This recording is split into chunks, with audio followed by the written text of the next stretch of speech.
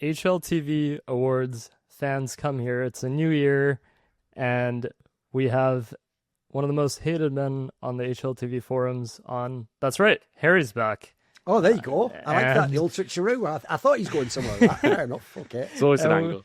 We have Thorin, the esports historian. And one of the biggest fans of the HLTV Top 20 ever. It's a perfect guest. Exactly, There you go. exactly. So I can see why you picked me for this episode. Okay. And also someone who might ruin Harry's day just as much as Modesty did on the couch when he said he didn't know who he was. Oh, was he just fucking with you though? Do you think he was lying? He was smiling when he said it. I mean, yeah, there's no way that could be enough. true, sure. No, he was trolling. Yeah, he's definitely trolling. But the whole reason he was number 2 last year. Just tell him, listen, bitch, I did more for you than NiKo.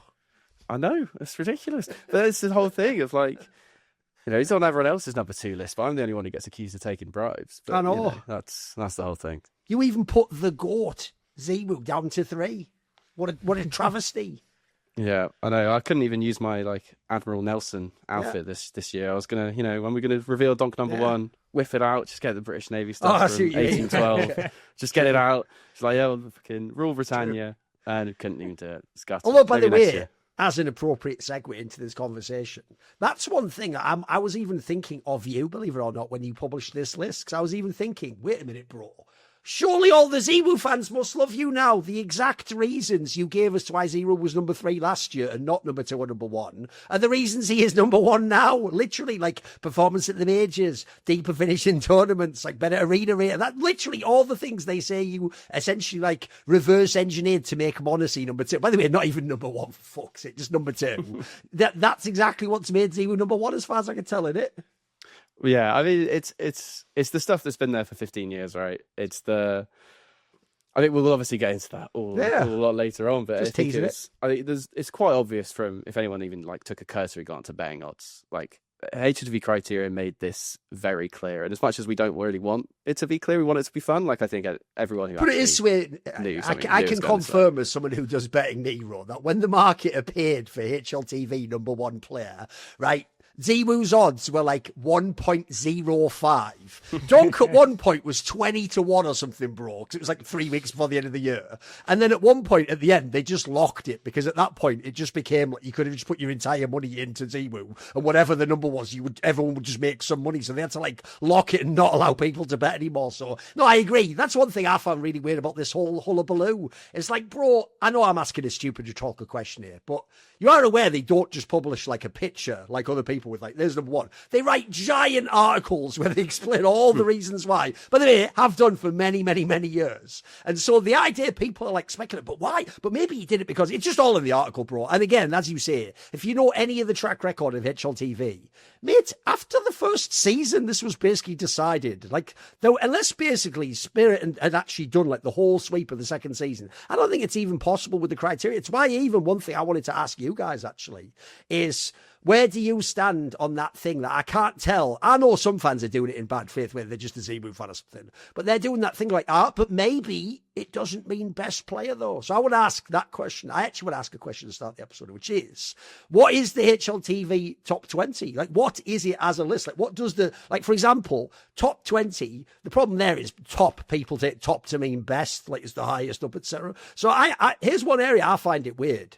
If you actually just take out top and you say someone is player of the year, I actually think there's many cases in many sports where the player of the year wouldn't be the best player. It would be someone who had the most important impact. The joke could be in a traditional sport, by the way, ropz could have been player of the year. You could actually make that argument, the impact that he brought to the team and how he set everyone's roles.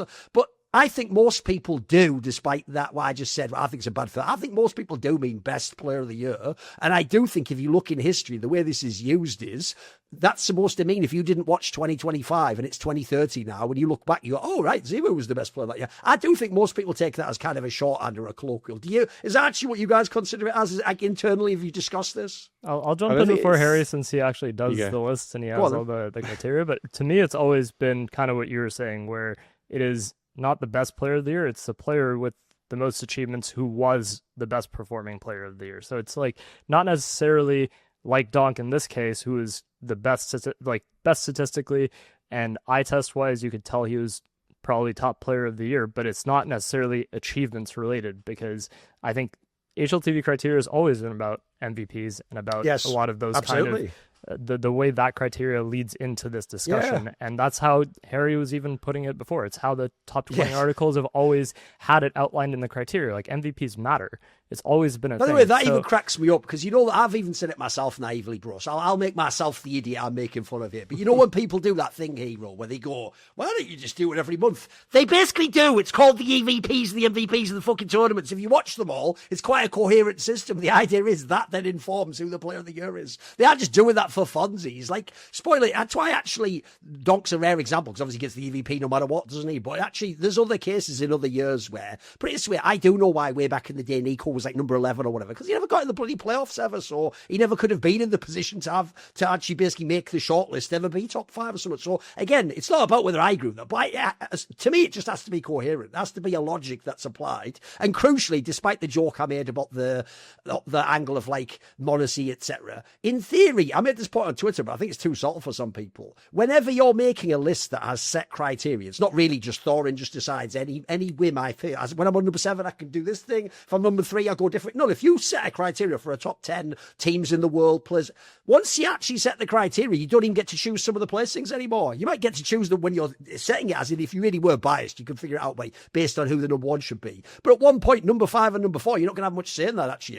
And you're never going to be able to take a number 9 and make him number 3 if you've set the criteria. So I also do feel like the other part about this list thing that is so stupid is they do act like basically it's not even just him anymore, by the way, but imagine you just sit in a cave somewhere going, and then you just decide the list, like you intuit it from the ether or something. But it's clearly there's like a set criteria that you are following. You say you won't be able to take number 9 and make it number 3, but Harry just invents new ratings to do that. All right, sure. Yeah. It's like half the things that I've invented, I just, because we were obviously looking at quite a lot of the old spreadsheets this year, because there's a lot of like precedents for past years and everything. Okay. And it's like the amount of columns in Peter's like sheets from 10 years ago that I've been accused of inventing. So it's the whole thing. Listen, the one that does make me chuckle, even though it's valid, is when we were down at like not even the top players. So it'll be like, the number 11 player. It'll just be like 4th best player on CT side overpass. It's like, all right, what do I do with that? I do like those ones. Those are legit. That's make me laugh. Yeah, I think last year I had flashbangs thrown around on Pro. There you go. I love it. Okay. I really enjoyed that one. But yeah, I think it's that thing where, people come from the outside and they're like, okay, this is a list. It's about stats. It's about this. It's about that. It's not. We're in calls for 150 hours a year. Yes. Doing EVPs every event. And if the top 20 isn't an extension of that logic, then we're just wasting everyone's fucking time. Like, it has to be an extension of that logic. And I think ultimately when you reach that conclusion, the reason we do that is because we don't live in a circuit where it's a league system, right? Every single tournament is a tournament, and nobody really wants, like, people, when they want to kind of change how this works, they need to understand what they're saying. What they're saying is that they want Donk to be the MVP of the Budapest Major. That's what they want. For Donk to have been the best player this year, you have to say that he was better at a number of events. And for that to happen, you're going to have weird things like group stage EVPs, which people, hate us so much every time we do it. That's going to have to be way more common. If your team's last place and you're like a 1.1 rating and it's like, okay, you put up a really good fight, should you get an EVP for that? Because that's how someone like HeavyGod gets up a list, right? But we don't do that at the moment, because the way we look at it is the way of, how much do you push your team forward? And that is always been what it's about. People that all the time saying this is inconsistent with past criteria, blah, blah, blah, blah, blah. It's like, no. Like, anyone who pays attention to EVP lists or knows how it's worked for the longest time can see that we are incredibly consistent. And ultimately, there's very fair criticism of the criteria. And I think that's why you'll be a good guest for this, is because you come at criteria very differently, and that's completely valid. But it does irk me when people are just completely wrong and say, like, this is so inconsistent, like, this guy shouldn't be there because of this and that. It's like, you're just wrong. Like, we've spent so many hours this year deciding these lists. We're not going to give Twistzz 4 EVPs and then not put him in the top 20 because he's got a worse rating. It's like there's context behind every single event and why he got certain amounts of points, a certain amounts of this. It's like, that is just how this works, unfortunately. And if we were going to change the criteria, we don't do it in December. Yes. Like, we'd have to do it now. Yes. Like, we can't... Because it'd have to be now you decide all the EVPs, like you say. Yeah, absolutely. Because it has to change throughout the whole year, right? And, there are going to be small tweaks, but also there's like 16 years of history. It would be completely insane if we turned around this January and we said, okay, right, Donk was clearly better than ZywOo, so we're going to change our whole system for the rest of the award show's history. And then you just look and you're like, for 15 years they use this system and then they use this system. Like you're completely right when you talk about kind of criteria being guardrails. Like, this is very different to my eye test top 20. Like, it's very, very different. Yes. And that's fine, because I think what Striker and I's job, especially now Peter's kind of stepping away a bit more, is to continue that legacy. And I think that is kind of more valuable to people than my random opinion, because criteria is what kind of, because people are there for the HLTV top 20, not for my top 20, ultimately, right? So I think that's the job. And yes, it creates interesting discussions, and that's kind of the whole point. But you know, anyone who pays attention to EVP lists, and there are a few who kind of are on the forums a lot, and I've interacted with some of them, and then, you know, had to go in sports mode for obvious reasons. But those guys, like, when you look at their predictions to the top 20, like, it's pretty bang on. Like, they're pretty bang on because they understand how it works. So I think that's the thing some people need to bear in mind, is that when you just turn up in December and look at a rating page for the year, you're just starting from the wrong place. So you're going to be annoyed about things. That's just how it is.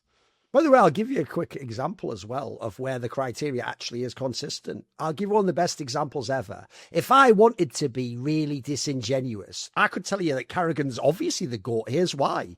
Because on the years when Glaive had all those amazing results with Astralis, they were already top players, mate, on the HLTV top 20 when he got them. But when Carrigan, that second time round in FaZe, got ropz in 2022, ropz, Brokey and Twistzz were all like at the bottom of the top 20 the year before. They were like, you know, like say 17th, 18th, 19th players, or something in that range, right? So I could be like, if he takes those players at the bottom of the list and then he wins everything, he must be the GOAT. No, the point is, they didn't have the accomplishments the year before to get the EVPs, to get high on the rank. They were still qualified as good players. The next year, when they do have Carrigan and a better team and they win all the tournaments, magically a bunch of them in the top 10. That actually makes perfect sense. It doesn't even mean, and this is a key detail to make, it doesn't even mean they played twice as good. It means that they had the opportunity to show what you have to show to get this accomplishment. And I also do think, by the way, there is a value in having a list like this. I'll give you an example. I've actually said it many times. It's why I even include in the opening paragraph of the article I'm about to refer to. I'm actually the person who did the first world rankings in Counter-Strike, because it just didn't exist in CSGO, unfortunately. At the time, all we had was, I think it was Gosu Gamers from Dota had like an ELO system. And by the way, it was fucked, because since it was just like, you know, one of those things where you just assign numbers without checking like the dry run.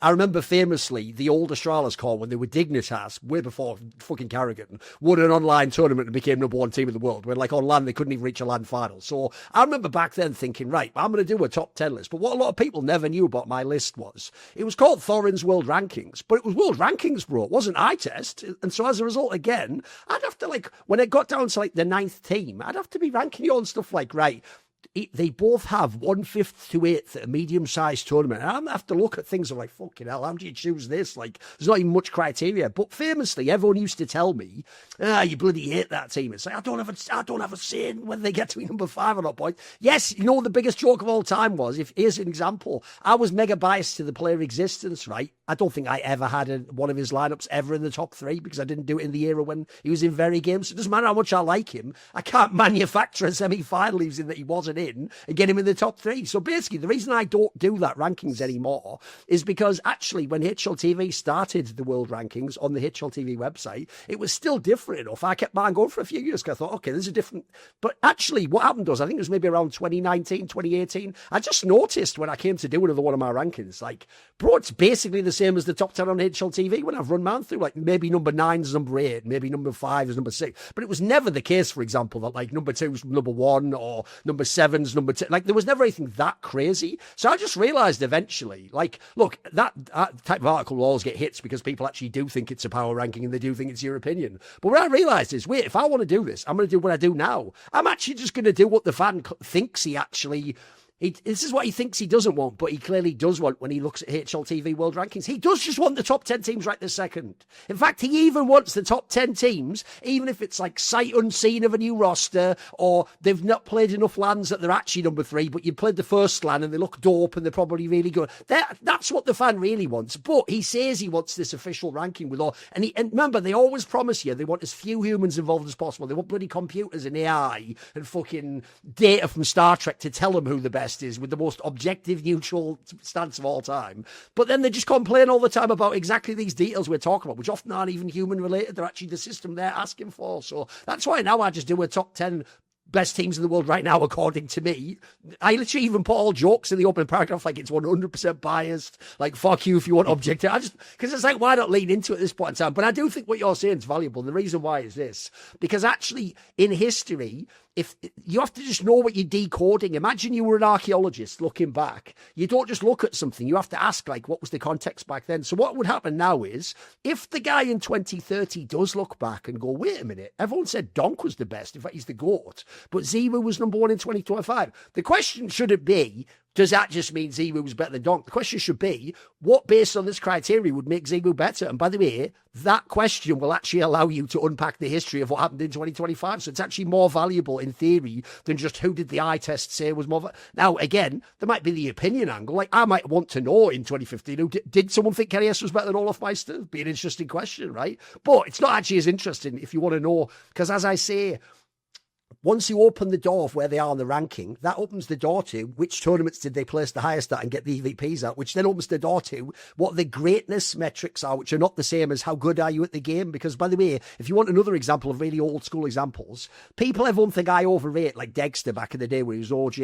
Yeah, he used to frag the fuck out and then come last place, or like not make the playoffs of a tournament. I can't really say he was like the 5th best player in the world, can I? Like, but he was clearly very good. So I think the real problem here is people are just, what they think they want isn't what they're actually getting, but they also are asking for the wrong thing.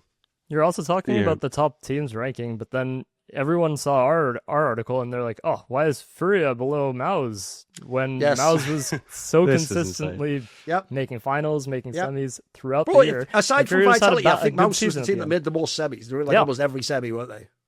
Yeah, exactly. Yeah. It's that exact thing. And I think basically the way to test the criteria is like, could we fully automate this system with EVPs and kind of with like fixture difficulty and a few different things? Like, could we fully automate the top 20 and get to the same result? And I'm pretty confident that, maybe not me because I'm not like a fucking CS dev or something, but someone out there probably could. Yeah. And I think people have got pretty close already trying to kind of predict. Obviously there's going to be little things in there where, you know, ultimately we are looking at things and it is our opinion at some point about where people like go in terms of like specific placements, but like so much of it is set in stone, and we will come to that. But I think it's just that whole conversation is, you know, about criteria that Peter set in stone literally 16 years ago. Like, those were the key decisions. And then once something is like the history of the game's all set up and everything, like that's kind of beyond the point of what we're actually talking about here.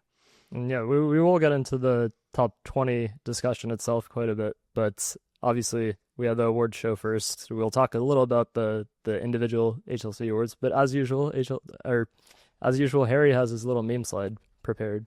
And Thorin, I'm sure you'll like this one as well. Yeah, I mean, I just appreciate how shitty the Photoshop work on it is. That actually makes it better, though, because from my era, that is what you do. You wouldn't waste your time doing all the bubble and bring it out. Just make it look trash like that. Yeah, absolutely. Yeah, no message me about 4 minutes before recording. You forgot the meme slide. Okay, all right. Yeah, there we go. I'm never putting effort into meme slides. If I have to open Photoshop, I'm not doing it right. That's what I mean. But yeah, this is, you know, the entente cordiale. This is what this year was. It was Britain helping France get back to where it should be. And ultimately, that is what the story of this year is. It's completely about mezii, but not just mezii, also me.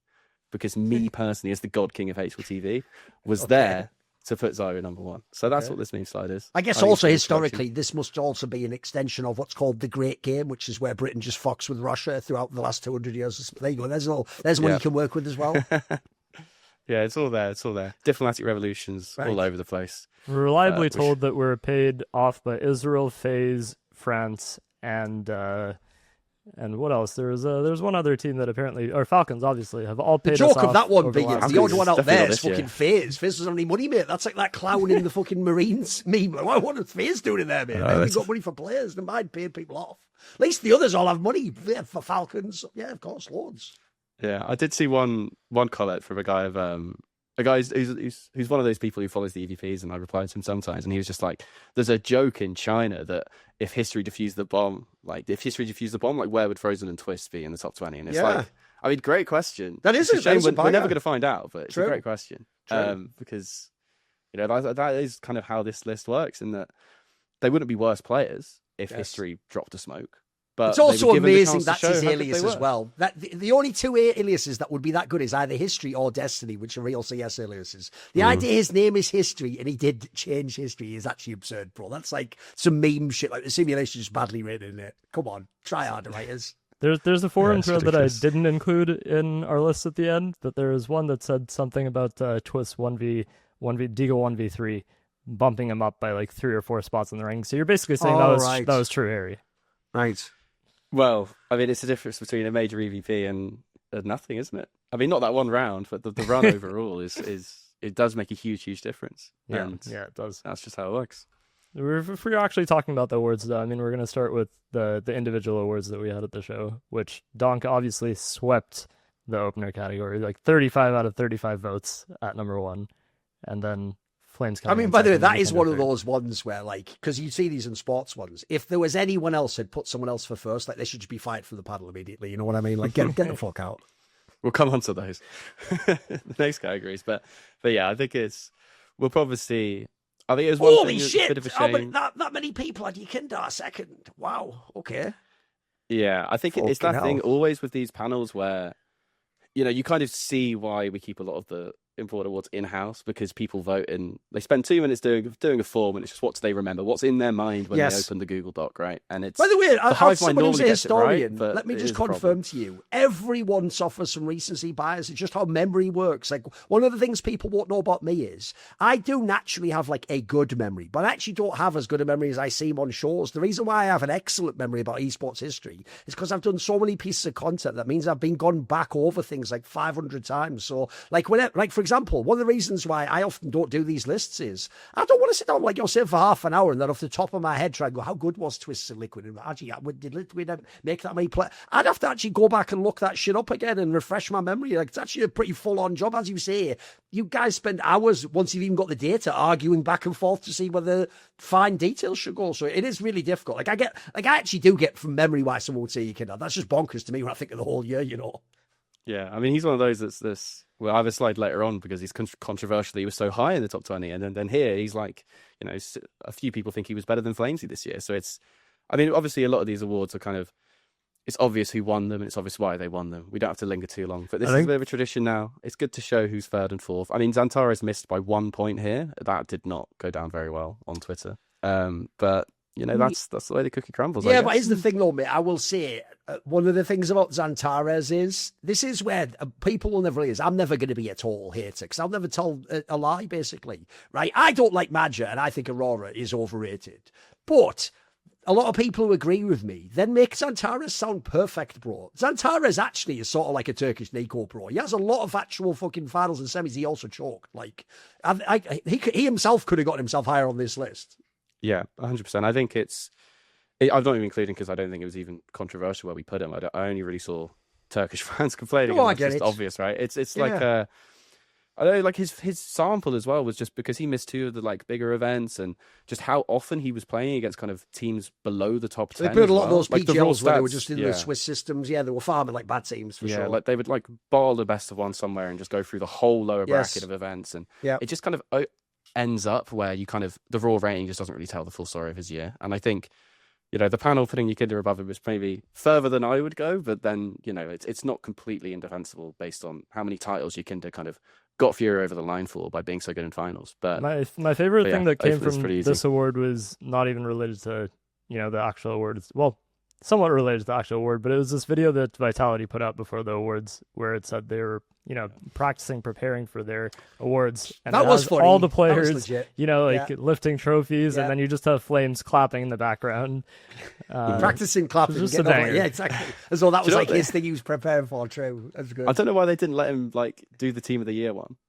Like they get to the Team of the Year and I'm like, oh, Flamesy speech, let's go, Flamesy speech. And then Apex just grabs that one anyway. It's just like, yeah, fair enough. They should just let him do it, and then he should just do that thing of like, you know, sometimes team success is more important than individual. You should just do some bullshit act like that as though you meant to do it, you know. To the Donk PR response. Just obviously the mask slips immediately once he gets on his Telegram account, but you know. When you say the I know that, by the way, I've success. Told these stories before on other shows, but that's one thing I'll just let you know right now. Eastern Europeans do understand basic meta in like Western media. Like I've told this story before, way back in the day, long before he was the GOAT. Simple once had a tournament in Narvi where they made like the semis or the quarters or something, and they're like bombed out early. And he did one of those tweets where it's like, sorry, I'll try harder next time. And I just went up to him at after party, like, you don't really believe that, do you? You were fucking sick. That dickhead Zeus was shit in the bed. And he goes, I know. And I was like, all right, fucking Han Solo or whatever. Like, but that's the point. That's why Donk, like, he has to pretend every year, by the way, him and ZywOo, when they know they're not number one, have to pretend like, I don't really worry about individual awards. Then the joke is they go home and seethe. They obviously do. That was even the best thing you actually did by rigging it so that Modesty was above ZywOo. If ZywOo was 1 and 2, he was going to do the Donk thing and be like, I don't worry about individual awards. But then, as they said, wasn't it Apex or something, said he was actually mad that he was third, though. He was like, what the fuck? I'm not third, though. Like, I love that. I love the idea they actually care, though, because surely everyone cares on some level. Come on. Yeah, it'd be much more fun if everyone just admitted they care. Yeah. And that's not me trying to aggrandize like the awards or anything. It's just like oh, we know you care. You tell us you care when it's in private. So just say it in public as well. So, you know. By the way, and there's one other thing I just want to throw out there, because I do think it's another key thing, right? Because I am someone who has done my own awards and world ranking stuff. People always tell me, if you don't agree with it, just do your own. And I did a whole Substack on this. That's the same as when they say, if you don't like the Esports awards, just do an esport. Like, if I do it, it's not going to be a gala that everyone attends to, is it? Like, you're missing that there's actually a social and cultural component that is actually necessary. And, by the way, to the people attending it, important. Like, if you don't know also, by the way, the people who don't win the awards attend because it's a social function. They get to actually, like, go to a party and fucking see people and dress up in nice outfits outside of a tournament. Since not everyone's at the same tournament all the time. So we're not doing it just for, like, who was number 1, 2, and 3. It is also important, like, the fact that you get to go and then present yourself and all the rest of it and be with your team. That's actually a cool angle too. That's valuable. It's much more valuable than just a list on a website. I also like that we haven't got to the point with like the Ballon d'Or yet, where people just like cry. So like when it got leaked that Vinicius wasn't number 1 and he just didn't turn up. Like I'm really glad that would be BM. There were like rumors. There were rumors that Falcons were so fuming about where we put NiKo that they wouldn't turn up, but they did. They turned up, and honestly got whipped out for like 4 interviews because everyone just like it's just and he did all of them. Like, he might not have been happy about it, but he did all of them. So it's like, I think it is nice that in CS they're not quite at the football level of like people are still coming to these awards so far. So that's nice. Yeah, and then as we move on to the opera category, I mean, obviously ZywOo came in first, pretty close to sweeping as well, 31 votes for first, and then we had Modesty second, Shiro third, and you can see when you look at the actual voting here, there's one clear outlier where somebody has voted for Shiro as the number 1 opera of the year. And if you go back and look at whose votes in the panel, I'll let you make your assumptions as to who that. That's absurd, isn't it? It's completely confidential. By the way, I do hate when people use that logic of like, even Donk says she's not number 1, right? But obviously that's nonsense, because again, they could just be saying it for PR reasons. But I can even tell you privately, Shiro doesn't even think he's anywhere close to the number 1 opera. He wouldn't even tell you he's better than Modesty Bro. Like, so I do think that's a wild one, because it's like, I don't know what human being actually believes that in their heart of hearts. Come on. Yeah, I think it's one of those where I think next year I will pull the plug on this being public who people vote for, because all that you can't vote for yourself or something, because last year we had or famously the Eternal Fire people just voted for themselves or whatever. You could tell that was pretty outrageous. They even voted for their own coach to be coach of the year, for fuck's sake. Yeah, it's stuff like that. Guy. That's the giveaway, you idiot. No one knows who he is. Yeah, and even though it's maybe like this kind of outrageous voting has got us to the maybe fairer point where Shiro is above molodoy. Like if they don't put Shiro number 1 here, then maybe true. molodoy ends up as the third author, right? So it does matter when people kind of do this, because there were so many that were so close to kind of the finalist medal or whatever. I have a deep question to ask you though, since we're just moving through. I have a question about the ARPA one, which is I just did a show that I do with King T called... Yeah, I know his opinions on this. Yeah, basically what he pointed out is essentially... it isn't just ARPing that's getting any of these people these positions, because essentially his point, and it is valid if I think through even with my mind, the real problem is, right, first of all, let me just take a little myth everyone has who's a ZywOo fan that shows me you are a ZywOo fan but you don't follow Counter-Strike, which is you think ZywOo, because he doesn't have like more ARP kills than AK kills, is the only ARPer that uses the rifle. If you don't know, Modesty is unbelievable on a rifle, mate. All the stats show is bonkers. Yeah, Shiro's also a mad underrated one. And actually, if you ever look, Modesty isn't rifling as much as ZywOo, but actually, because rifling can be more valuable than ARPing in CS2, that is part of how they farm these absurd rankings of 1.3, 1.4 rating, right? Isn't part of the problem molodoy has? In pure ARPing, he is excellent, but his issue is he isn't as good on the rifle, I'm going to assume, or he doesn't use it as much. Is this true? It's like his 3.0 basically suffers a little bit because he's like 65% AWP kills. Like it's right, and partly that's because Furio funneled the gun to him so much, but it's also because he doesn't quite have what the three AWPers above him, at least in my opinion, have in terms of being able to just make plays on an AK as well. Yes. And I think people underrate Shiro a lot for that, because the picture is of him, you know, like sat with his AWP somewhere. And I think people underrate his rifling a lot. Like, you don't get to a 1.2 rating when AWP kills are literally worth less in the new system. Like that's just not really possible unless you are a very well-rounded player. And I think that's kind of the next level for molodoy. I mean, obviously there's talk about the majors and stuff, but also kind of like there's a reason no one else is at that 65% AWP kill mark. Like that's just like it's almost a throwback in terms of how many resources Fury are chucking at him every round pretty much. There's also a number of games from Honesty I can remember where he just didn't get the op in his hands, like whether the economy was bad or whether he was just buying rifles instead. And you could actually tell, like there's match recaps I wrote where he literally didn't have as much impact in the game as he could have because he was buying rifles and they needed the op in his hands. And they also forced by like a motherfucker on that team. Yeah, they do. It's ridiculous. Yeah, and it's the shot speed as well, isn't it? The flick speed that isn't in rating yet. But if that does matter, you can tell when he's like, because he always has to be that fast. So as soon as he's not hitting like every shot he normally does, he just goes straight to the AK, and that probably is quite hard to deal with if you're the in-game leader or something. If we move on to the closer, I mean, obviously ropz far and away the first place. Very similar story where he has almost exclusively first place awards, and then KSCERATO second, Frozen third. I don't know if you guys have any thoughts on this in general, but I think ropz is very clearly the best closer of the year. By the way, this is why I said earlier also, you could make an argument if you wanted that ropz is the best player of 2025, because here's one of the problems that I have. It's actually what I told Nero last year was the reason why until the end of the year I would have taken Modesty until Donk did that insane major run, is because when I think of what they're doing in the game, it is true, being an opening demon like Donk. I mean, if you've ever seen that famous stat that at this point in time is worthless because it's just so famous that, like, if you get the opening kill, you win the round like 75%. Every team almost has that stat. You know, the one thing everyone forgets is that if you just take every single kill ever, it's like 73%. Yeah, that's what I mean. So the problem is, it looks dope when you see it, but what it means essentially is, openings are just like universally extremely valuable to winning the round. For obvious reasons, you have more numbers, you can play more games with the opponent, maybe you need less util and less weapon, a bunch of things that people can obviously think through themselves.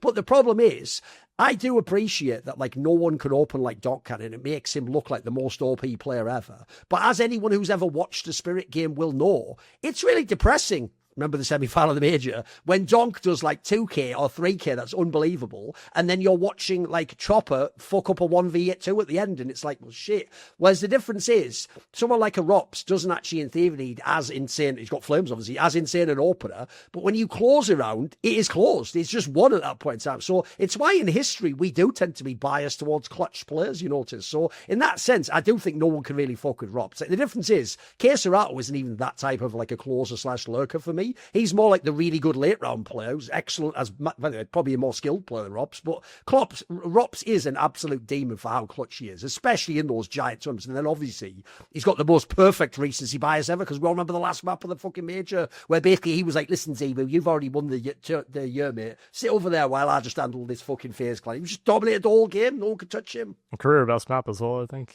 So, yeah. Another robbery. But I mean, yeah, obviously everyone remembers that. I have a quick question, actually. Like 3.2 rating half. Since we just were on the closer one, here's my other question. Obviously, you had people. This is where Furia fans, by the way, here's the new trick. If you say Brazilian fans, they're going to go, you are xenophobic. I already know all the terms here. I'm learning Portuguese thanks to these guys. Don't say Brazilian fans, just say Furia fans, because that could be of any nationality. Spoiler, they're all fucking Brazilian. But anyway, where they give away that they are all Brazilian, by the way, is they even hated on molodoy for being above KSCERATO. That's your own player, you fucking rats. What are you doing? But I get it though, Nero, because again, I read the motherfucking articles. So here's the thing. In eye test, maybe Thorin would say that actually KSCERATO is a better overall player at Counter-Strike. But if you consider like big finals impacts and winning MVPs, in theory, molodoys are better. Like they're bigger tournaments, etc., right? Yeah, and it's the top 5 as well. I think molodoy was like 118 v top 5. KSCERATO was like 110. It's like, there you go. Like that does matter. And I know probably some of KSCERATO's from the start of the year when they just didn't have a chance some of those games. But ultimately, like, there's a reason molodoy got the EVPs at the two kind of bigger events, and the KSCERATO didn't ultimately. Yes. And it was those finals. It was molodoy and YEKINDAR pretty much top fragging in all 3 of those big event finals. No, by the way, here's what's funny. I'll even give you an example. I will disagree with anyone who tells me molodoy is a better CS player than mezii. But I'll tell you what, it's actually possible molodoy might be a better impact player than mezii. Like, I can actually trust if the rest of the game is there that molodoy will like carry a final, win the big rounds, etc. That's actually where people like mezii, I think, are better overall. But sometimes they have their moments where they don't, or they fail a little bit in the big game. Yeah, I think it's the whole concept of big game player is so difficult, and it does matter for these lists, obviously, but then you have to also look at it and say molodoy choked the majors, right? And it's true. It's that thing of true. Players don't really, it's not that binary that this guy's a big game player and he'll always turn up. Like, it is over a year, like, it's still, we're only talking about like 50 maps for like the average player, and it does matter a lot, but I think it's sometimes it is a bit harsh the way people treat like mezii just having 4 bad events of them, 4 most important events of the year. Like, I don't necessarily think that's pressure gained him or something. Like, he's proven he's not a bad player under pressure overall. It's just that kind of luck of the draw where your bad events come, and that has to matter for a list like this, because intuitively we all know that we care much more about a major or a Cologne than we do about a pro league. Bro, like, by the way, honestly, I already knew you were fucked on that list. Falcons won this last major because since G2 initially was ropey, even though, by the way, he was like hard carrying the fuck out of some of those games, because they were ropey, and then Falcons had a few stumbles, but unfortunately in the biggest moments. There's some people, I'm not joking, before they thought of their mezii would have told you something mental, like mezii should be 10th or something absurd like that. It's like, he's at least top 5. That was a lock for me. Come on.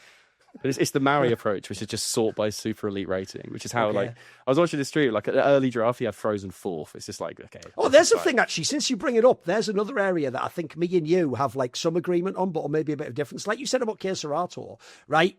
If you want to use that as your sorting tool, if I'm comparing KSCERATO and molodoy and I'm NiKo, I say, right, well, since they're both like really good players and good stats, okay, and both got EVPs and MVPs, what I'm going to look at is, right, stats against the best teams, basically, or in Maui's case, he does big events, etc., right? When you do that, that is a good sorting tool, but I think some fans have the problem that they do one or the other. It's not like I favour one. So I think some fans, this is actually where the XANTARES of the world also get overrated. They don't put it, famously, you've probably seen me complain about this a million times on social media. An idiot on Reddit will always post some stats and there'll just be no filters applied at all. And you're like, can you get the fuck out of this conversation, please? Because remember, when you do that, you're going to have some guy who's like in a Brazilian 4th team who just plays all the Brazilian lads. He's going to be like 20th in the world or something. So that's how Payne end up picking that. They either do that, where it makes someone just have a bonkers number because it's against every possible player they played. Sometimes even online games too. Or they do that thing of like, well, since the playoffs are the most important, I only care about playoffs or top 10 or whatever. And in doing so, I actually think then you'll take people like KSCERATO and undervalue them too much. Because what I would always say is something like this. In that analogy, I even think it makes perfect sense if you think how I narratively frame the game. What that implies in Furia is KSCERATO gets you to the playoffs, and then molodoy wins the big semi or the final and potentially out-ops the other op. That's even a pretty cool narrative that actually is fairly accurate if you watch the games. But I do think you can't ignore what people did against everyone. I mean, the joke is playing against bombs is how well he got in the top 20 last year. But he was really good. But that's also why he wasn't, despite people going mad, like the 9th best player of the year or whatever. Yeah, I think we're really getting to the crux of kind of what drives the top 20 here, which is that for a lot of people, like, what they think about is, okay, on an average day in 2025, who was a better player, right? Yes. And I think KSCERATO would be much higher in that kind of reading of it. But the way it's always worked is it's been kind of the important moments, and I mean, we literally say that, but also, like, we value peaks over floor. And this is something where, like, maybe it unsettles me a little bit in terms of how I personally see it, because I think it results in things like Brokey being so high last year, right? Like, we're quite forgiving in terms of, we're very happy to look at a player's best 3 events, best 5 events, and see where they land, basically. And that does lead to things like this for KSCERATO, because on an average day he was definitely a better player than molodoy, but in those kind of really crucial moments you can make an argument for molodoy that is completely reasonable within the criteria. And I think it's an interesting one, and it is something where I think there is ability to move and still keep it true to the history of the list and everything, and we'll see if anything like that happens, because that is more where I am, maybe personally. But at the moment it was always going to kind of end this way, and I think once there is that gap in kind of top 5 rating, like that is significant, regardless of if we start valuing floor higher than peaks or whatever. Like, that big number is always gonna make a huge difference. And by the way, that's even what you're saying is even what I do think people mean when they complain about the list. What they mean is they think if you were starting a team tomorrow, you would take like Shiro over molodoy or something. Whereas it's like, I don't think most people would, but that's not what the list ever was. That was never what the list was. Yeah. Like if you made the 20 best players in the world right now, right? that list is probably pretty similar year to year for the last 3 yeah, or 4 years. absolutely. Like people come up, people come down, but that is less. It's less interesting. I can see exactly why kind of Peter reached the conclusions he did in a circuit where we have kind of where it is so much about how much you push your team forward, because ultimately that is much more interesting at the end of the year to look at than just a stable, oh, Messi's the best player in the world again, just put Messi number one. Like that is, it's a different way of looking at it, and it is a bit hard to get your head around. Like when I joined HLTV, like maybe I assumed I'd be able to kind of, because I am probably more from the stats angle or whatever, and like, oh, like obviously Donk's the best player this world in the world this year. Like that's kind of more where I was 5 years ago. But I think when you spend so much time doing this event after event after event, you do kind of realize what you're saying is, did Donk having a 150 going out in quarterfinals, kind of having like one bad map at the end, but like everything else is like 1.8 rated, like is that actually better than someone having a worse rating and winning the tournament and being the best player in his team? Because that is what you're saying. If at the end of the year you want that. And I mean, that's obviously a tangent to KSCERATO and everything, but that's why someone like Frozen could be over KSCERATO, is because once the awards are close, that's when we can look at the stats. Yes. And that's when we can tie break, but ultimately people are put into groups based on their MVPs and EVPs. Yes. And to be honest, there was like 5 mini groups in the top 5. Like that was just set. Right. Like we didn't even have to even discuss it really. By the way, I'll give you an example as well of where I do think once you set the EVP thing, certain players on the guardrails will have to make it and certain ones won't. So I'll give you an example. If I was doing my top 20 list, Harry, mine basically would be what you just described. It would be who are the literal top 20 players, like over the whole year, not purely on performance. And then I'd use performance to rank them and, you know, figure out where they are. But as an example, if people know my model, it's very rare, I don't care how dominant you are, that I'd ever let like 4 players from one team be in. So I'll give you an example. Since I wouldn't be using an EVP model, I probably would have Wonderful from Na'Vi on the list. He was actually excellent at most of the big prestige events. He didn't make the top 20. Meanwhile, I'm sorry, I don't care that he's from our country. Mezii probably wouldn't even make my list, mate, because in my world, it's like, bro, you don't even get to be on this list if those other 3 players don't do what they do. Like, you wouldn't even be in position. I don't even care what your rating is at that point in time. In my opinion, certain stats like that can scale somewhat if you have more help, as it were, in the round. It's why famously I've always said I would probably never have had a Zipnix on from an Astralis. I don't care how good he is. The point is, no other player in Zipnix's position has that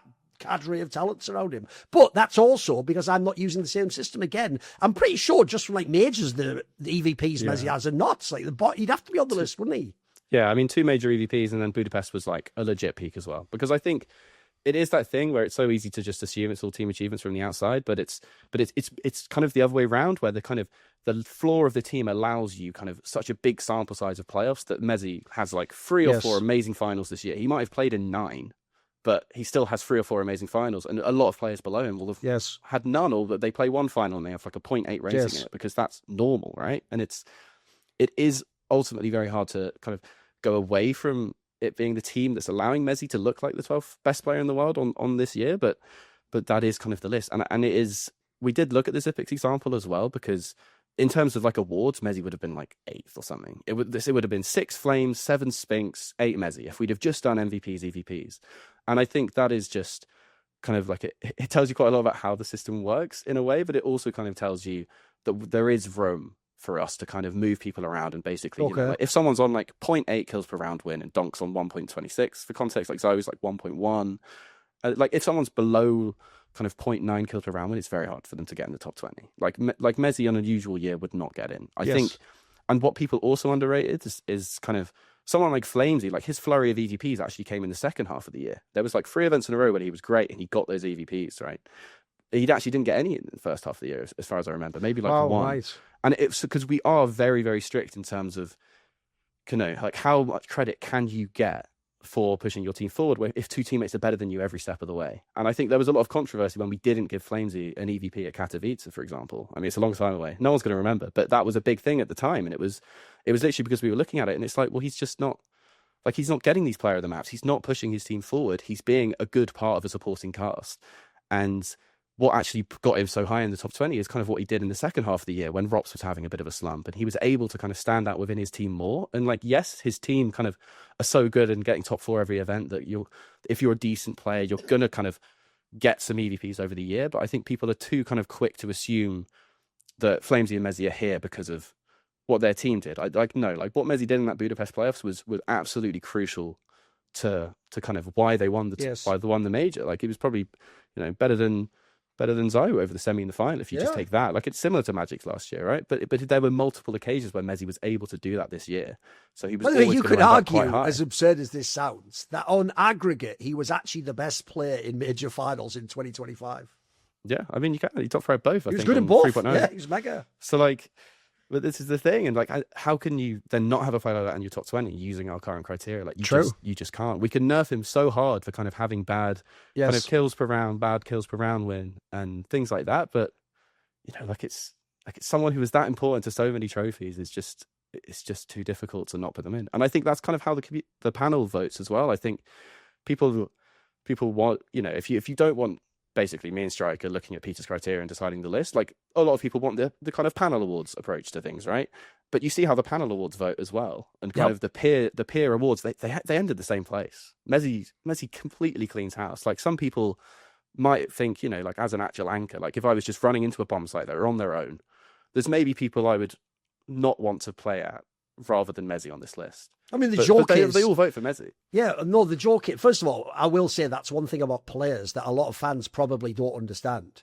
Pro players, I actually think it's just inherent to how they have to see the game or they'd go mental. They can't actually really, beyond rare examples, think like a fan does. Like, oh, it's unfair. He's way better than all his teammates. His teammates are all shit. They're all holding him back. And actually, he's really secretly the 5th best in the world. Like, actually, pro players typically do act like results are accurate. Like, if you win most tournaments, they'll say you're better than the person on their team who I might think's better, who didn't win that. And most players do tend to go by the results. So I think if you notice, there's a lot less players than scene figures and commentators that have complained about the donk ZywOo thing. I think most players are like, mate, if you do win everything and you get all the MVPs, you are the #1 player of the year, aren't you? Isn't that fair? I think most players are quite happy with that and wouldn't have a concern about that. That was a common sentiment at the award show too. Like there was a lot of players asked about, you know, who they think will win the award versus like who's the best player, and still almost exclusively everybody said ZywOo would win player of the year for the HLTV award at least. But I want to get through the panel awards quickly because there's a lot of top 20 discussion to come. Obviously, mezii and Vitality swept a lot of these awards in general. This is actually one of the best ones, though, to show what we're talking about with the system, though. Like, if Falcons tomorrow wanted to buy a player and all 3 were available, spoiler, they're doing it the opposite way this list goes. They'd go Bit first, HeavyGod second. The joke is if HeavyGod could join, whatever. And then mezii would be a distant third, if anything. Also, the only one on this just shows you where Furia, fancy how I did that again? Furia fans are just wiling. Bro, you already got a whole bunch of players. You want Yuri as well? Fuck off. Just fucking on your bike. Get out. No. Also going to point out... There's no way Yuri was making this top 3. Also going to point out the outliers continue with ZONTIX voted #1 anchor of the year by somebody. They're shameless, aren't they? They're just shameless. And Chopper as well voted #1 IGL of the year. Come on. As we continue. Even you don't believe that in spirit, for fuck's sake. Even you don't believe it. How dare you? Both benched. It's like... I know that's gross, isn't it? How dare you? You don't even field that player you voted in player. Shut up. I love it. It's like, sorry I benched you, but I did vote you first in the awards. So, you know, I hope that makes up for it. Enjoy your Christmas. You know, speaking of HeavyGod, he was one of the most controversial players to be left out of this list. A lot of people very angry, even though he ended up at 21, just missing the cutoff. And I know this was part of the early discussion because they always start, you know, they basically select the first 21 to 30 first, and then they move into the top 20 list. And remember, on this one in particular, forget Nero or Monacy, you were always going to be in trouble because famously one of the people who has advocated the most for HeavyGod is Maui Snake, and he does do an update of the list throughout the year, so unfortunately, he's almost the reason why you were going to get wrecked on this one. And I know that this particular discussion took a lot of time. This was, I actually heard part of the call for this early discussion, and I know that selecting, you know, the 3 people around like 18 to 22 or 4 people around 18 to 22 was a very hard and long discussion that took a lot of time to actually figure out where these players lie. So it's not something that was just done lightly. It's not something that was done without thinking. I know that Striker and Harry put a lot of time into actually figuring out the criteria and why this made sense. So Harry, take it away. Explain why this happened. Yeah. Well, I think it's always the hardest part of top 20 by far, basically, is kind of this year it was basically a massive group from YEKINDAR at 15 all the way down to kind of YEKINDAR at 24 or something, because basically what the situation is their awards are all very similar. So what it comes down to is then kind of which stats matter, where does it kind of, what are your tiebreakers in that situation? And there is room within the criteria to kind of this is where a little bit of personal opinion does come in terms of like, what do you value, right? And I think it's quite funny really, because Peter wasn't here this year, it was just me and Striker, and we do see it differently. And let's just say I lost a few of these tie breaks, so it was difficult for me as well to leave HeavyGod out. There were a few sleepless nights, just like how have we left HeavyGod out? This was a really rough one for me, but ultimately, like, we have to look at the criteria again, and I'm going to explain this graphic because most people will have absolutely no fucking clue what's going on here. But we're going to use these a few times, so pay attention. So this is basically every event ranked in order of importance, okay? And every single event, when we do our EVP calls, we give players a score out of 10.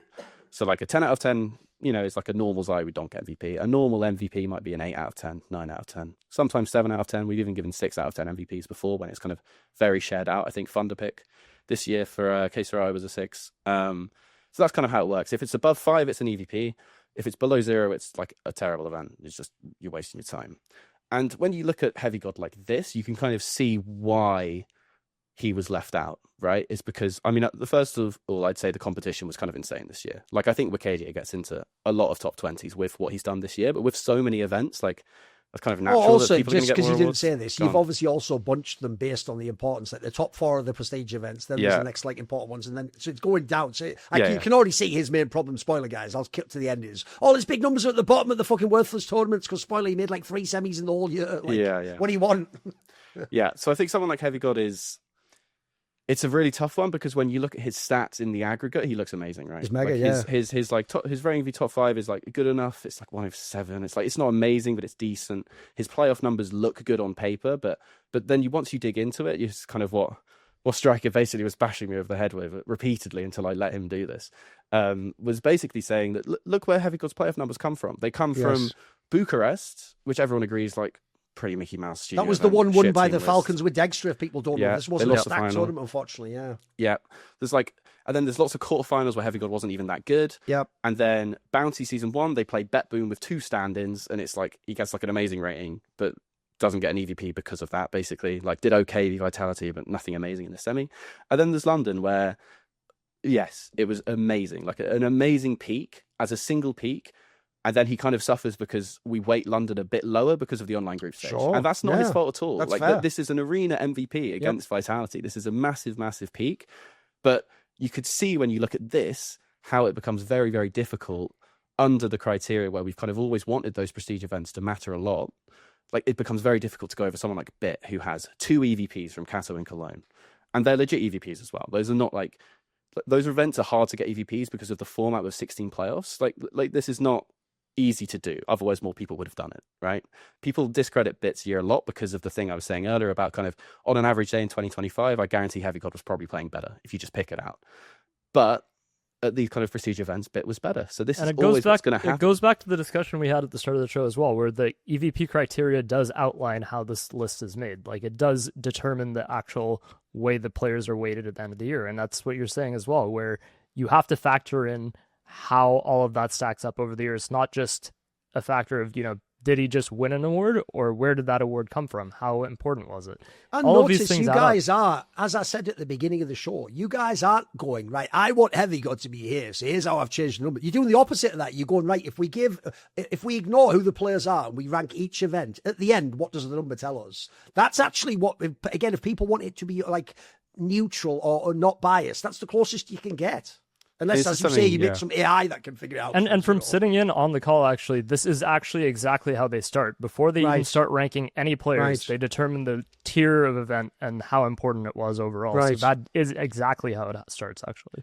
Yeah, like the first call is like, we don't even look at players for the first call. The first call is kind of, and it's probably the most important call because it is what decides, like, is Chengdu and Lisbon elite events? Is Esports World Cup not an elite event because it didn't have an arena? It's like those kind of marginal calls that kind of do decide so much of the top 20. Like, we're not even looking at nameplates, and it's something that Peter always used to say, which used to kind of blow my mind. Like when I first kind of joined these EVP calls, and I was maybe still a bit naive about how everything works, and like coming in with like, oh, I'm going to change things. It's going to be my list of the year. It's like, no.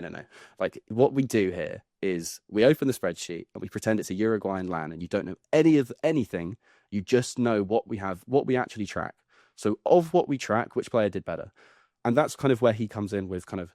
Obviously, Peter never wanted to use roles in the top 20 and things like that. And with 3.0, that matters less now because like HeavyGod did not suffer because of his role. If anything, he benefited from his role because of rating 3.0. Yes. So I want to kind of knock that one out as well. It's like, it's much easier to get rating as a HeavyGod than it is as like a, yes, like it's much easier now than it was a year ago even. But ultimately, you've got to look at it. And when it's kind of in this traffic light, you see at the 9 most important events of the year, HeavyGod was nowhere close to an EVP. And like, as he showed at Dallas, like you don't need to make playoffs to get close to an EVP and kind of have solid events. Like he just wasn't there for those. And I completely understand it because like on my personal list, like I'll be completely upfront, I would have HeavyGod in there. I think on my eye test, he's amazing. But when you come to these lists and you look at someone like Ema who had like amazing rating v top 5 teams, or someone like Bit who had 2 Super Elite EVPs, like it just wasn't going to happen. And I promise I tried. This one was like, I think we must have spent a few days going back and forth on it. And it's one of those where it just felt so wrong to me intuitively, and I kind of get the reaction because I even told Striker like this is going to be such a shit show. And he was just like, well, obviously, that's fine, but I think when you look at the criteria, this is what happens. This is also the curse of being the carry on a team that's not that good. By the way, I'll tell you the obvious example is even a similar player. Back in the day, this is what used to happen to blame F every fucking year. It doesn't matter if your eye test was telling he's fragging the fuck out of everyone. His team would he made a few more, but he would very rarely have been in a semi-final, and definitely was never winning events. So as a result, it didn't matter what the number was, because again, sadly, if you went and digged into the details, loads of it would have been like farming OG in a group stage game or some shit like that unfortunately isn't as good as being in the semi-final of a prestige event carrying, Yeah. And I mean, you can kind of, I'm sure someone will look at this and kind of dig into every single number and be like, oh, he should have been a 3 out of 10 here, he should have been a 4 out of 10 there. But like ultimately it's not going to change the ultimate fact, which is that he wasn't close to an EVP. And that's why I lost that argument. That's why HeavyGod isn't in the top 20. Just this discussion alone took like 5 to 6 hours, by the way. I think we slept on it. I think we slept on it. Like it's, like, because if people don't know exactly how it works, it's basically we kind of sort them by awards, obviously, at the start, and then it's head-to-heads every single time. And basically, it's where someone stops. So once we got to the kind of obvious top 24, and even that takes ages. Like, we spent ages like looking at like Zontix v mezii, and neither of them make the top 30. Like, it is that kind of strict on stuff. So when you get to HeavyGod, we were basically doing head-to-heads with him, and I managed to get him above KSCERATO and things like that because he had kind of like the arena playoffs that KSCERATO just didn't have like a good playoffs like at all, really. Like that's why he only has 1 EVP and it's from a group stage event. Like he just didn't really do it in playoffs this year. It's not even the sample size thing. Like his stats would have been good enough if he'd have done it in playoffs as well. And for HeavyGod, it was where did he stop? Well, he stopped against people who did better at these kind of prestigious events, and ultimately, that's just what it was. As much as I could try and like work around the argument with Striker, like it just kept coming back to this kind of traffic light and those kind of 9 events where he needed something. Even with the MVP, he needed something from those more important events. You know, the best part is, even though you're doing it to actually be magnanimous and sure that there is like human emotion involved, and that you feel like he is a top 20 player in the world, a fan will now just go, aha! He even admitted he was top 20, but he didn't put it. So you can't win these ones, but you got to know that you can't win them. I know. But it's that thing. It's like it's a philosophical thing. Like, do you care more about kind of his average level, or do you care more about, like, because the funny thing is that the fans, obviously, some of their most critical moments are because they only watch the 2 majors. So they just think molodoy's a shit player because they only watch the major playoffs. Yeah. They just didn't watch the rest of the year.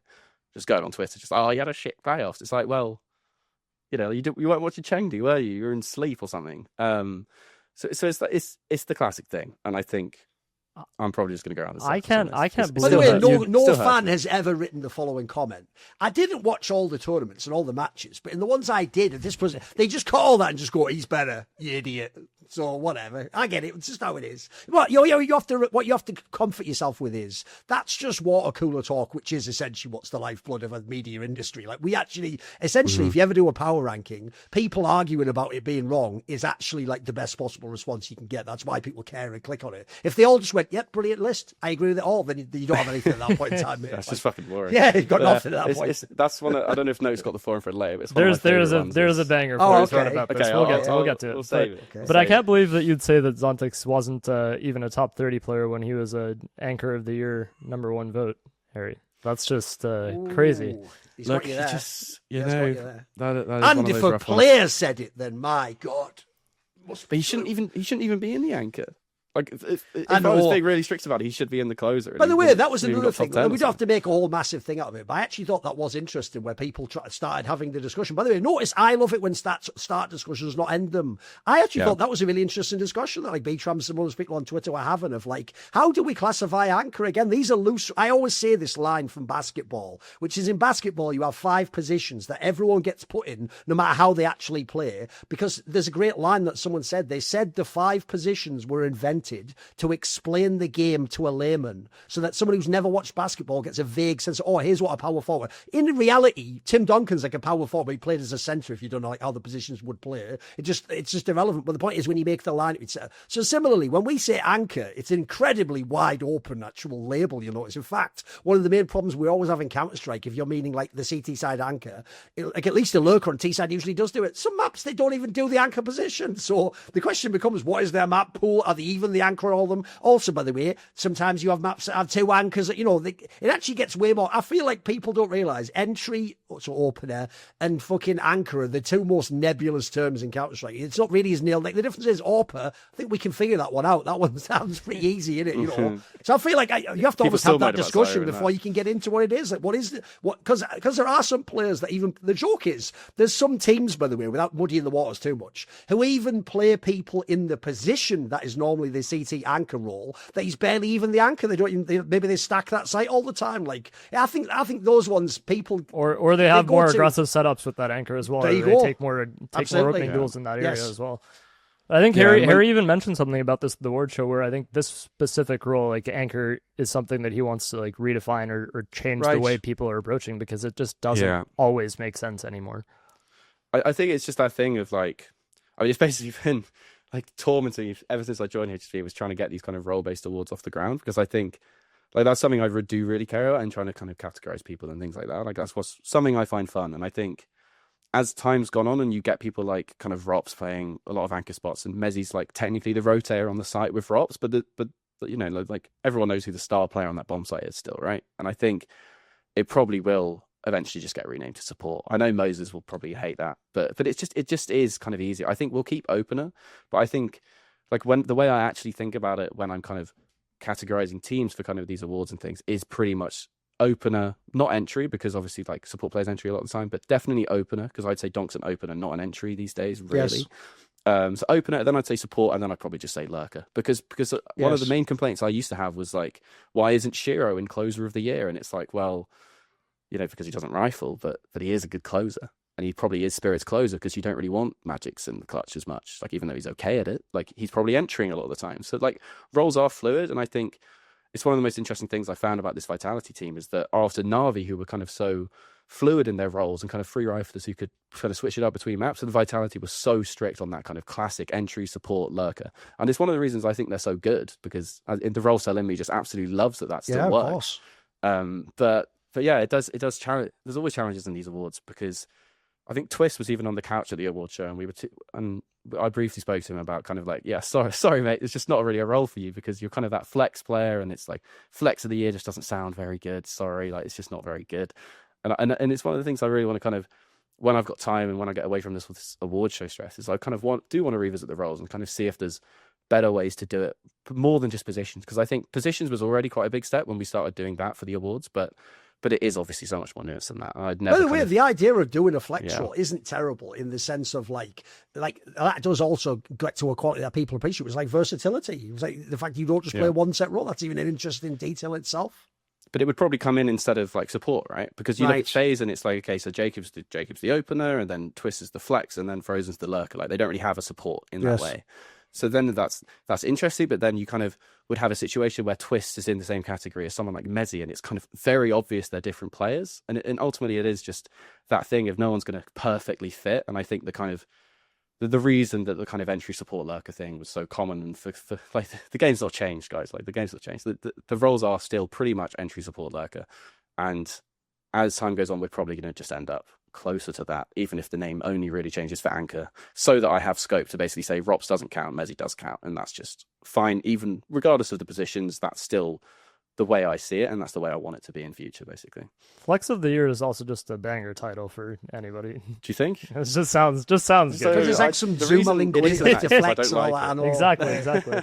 But the controversies didn't stop with HeavyGod. Apparently, the most controversial top 20 list of all time, according to many forum posters, and NiKo was one of them. By the way, this is a perfect example of what I know Richard complained about this, but I'm going to do it as well. When people go, bloody rage bait, like, first of all, sit the fuck down. How important are you that we're sitting all day long in our cave coming up with like strategies to trigger you? Spoiler, we just have to say an interesting point and dickheads like you get triggered. So don't worry about that, boys. But more importantly, this is an example of where people who are fanboys will never be honest. Because here's how a fanboy argues.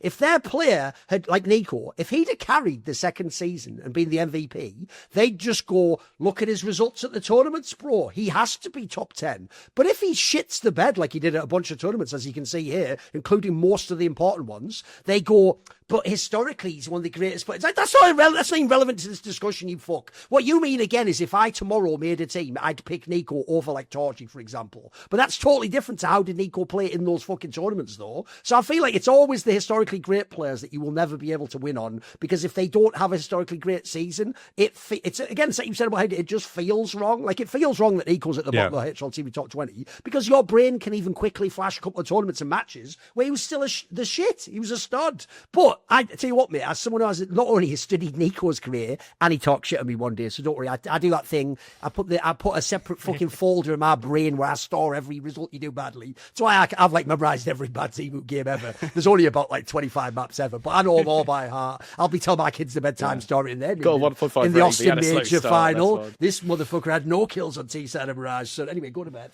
So the point is, like, I do have it all, but even I know this was a fucking whack year for NiKo, mate. By the way, if you're Falcons, wind your neck in. He was lucky to make this fucking list if you know how EVPs work, mate.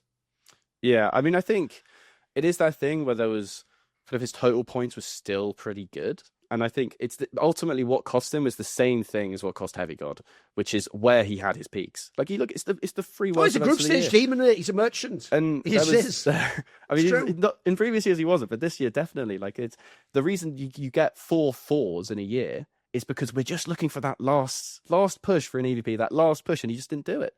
And I think maybe there's like a few which were pretty like controversial time, like at Melbourne. I think like he had like a decent run and then a bad final, and like maybe like.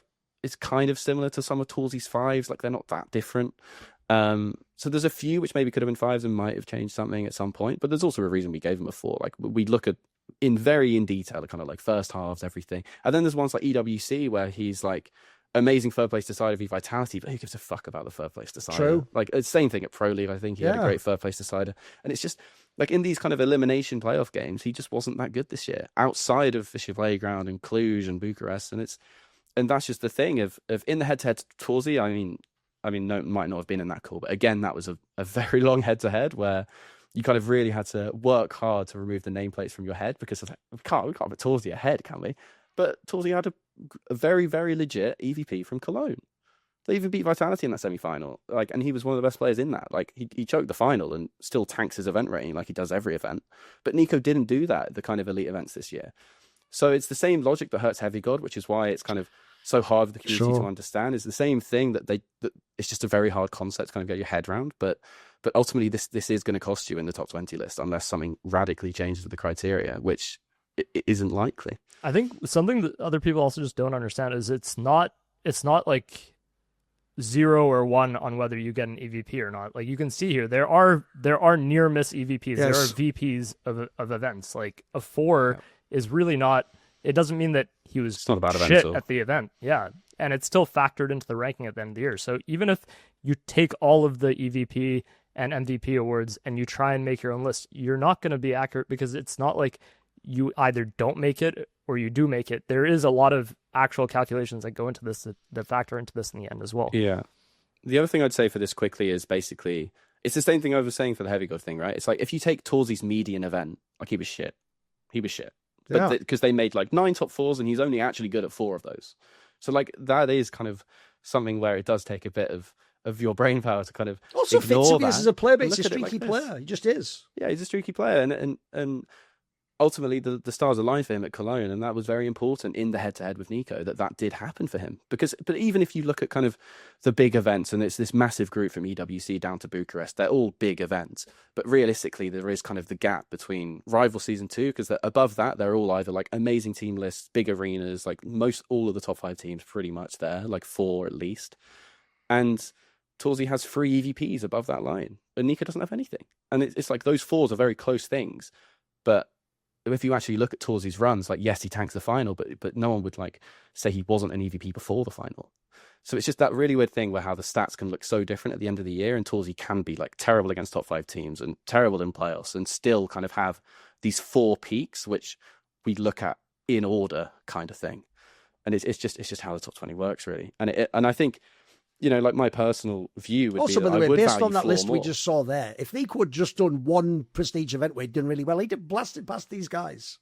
Yeah, easily. Yeah, easily. I mean, Zershan, like I think Zershan was easily above NiKo because he was like the volume of really good elite events. But yeah, for Twistzz, it was very close, and it is kind of more about valuing peak over floor, which is what so often leads us to kind of valuing bad players over good players, is because it is kind of luck of the draw where your peaks come ultimately. And I think that is kind of one of the things that I would maybe want to have a discussion with Strug about at some point, but it's also how the list has always worked. Like, and if we went the other way, then you would often have people like, how can you have this guy so high when he was shit at the 6 biggest events of the year, but had like an MVP from something else, right? It's an eternal debate, and people will always kind of have strong opinions on it. But yeah, YEKINDAR's the same side to kind of lead on from this is YEKINDAR was one of those who didn't have amazing awards. Like he had 3 EVPs, but they were all kind of borderline EVPs. And the reason he had these EVPs was these amazing finals, basically. So these are the 3 big events that Furia won, and he top fragged all 3 finals. And I think that just has to make you a top 20 player. Even if, you know, his average rank for the year is 108 or something. Like he was great against top 5 teams, and that is because of games like these finals. Like he was just such a big game player this year. And this is kind of what we're talking about when we make the list, is when it matters most, who was there to kind of push their team to the trophy. NiKo, Zersh, and Twistzz, all 3 of them were bad in finals this year.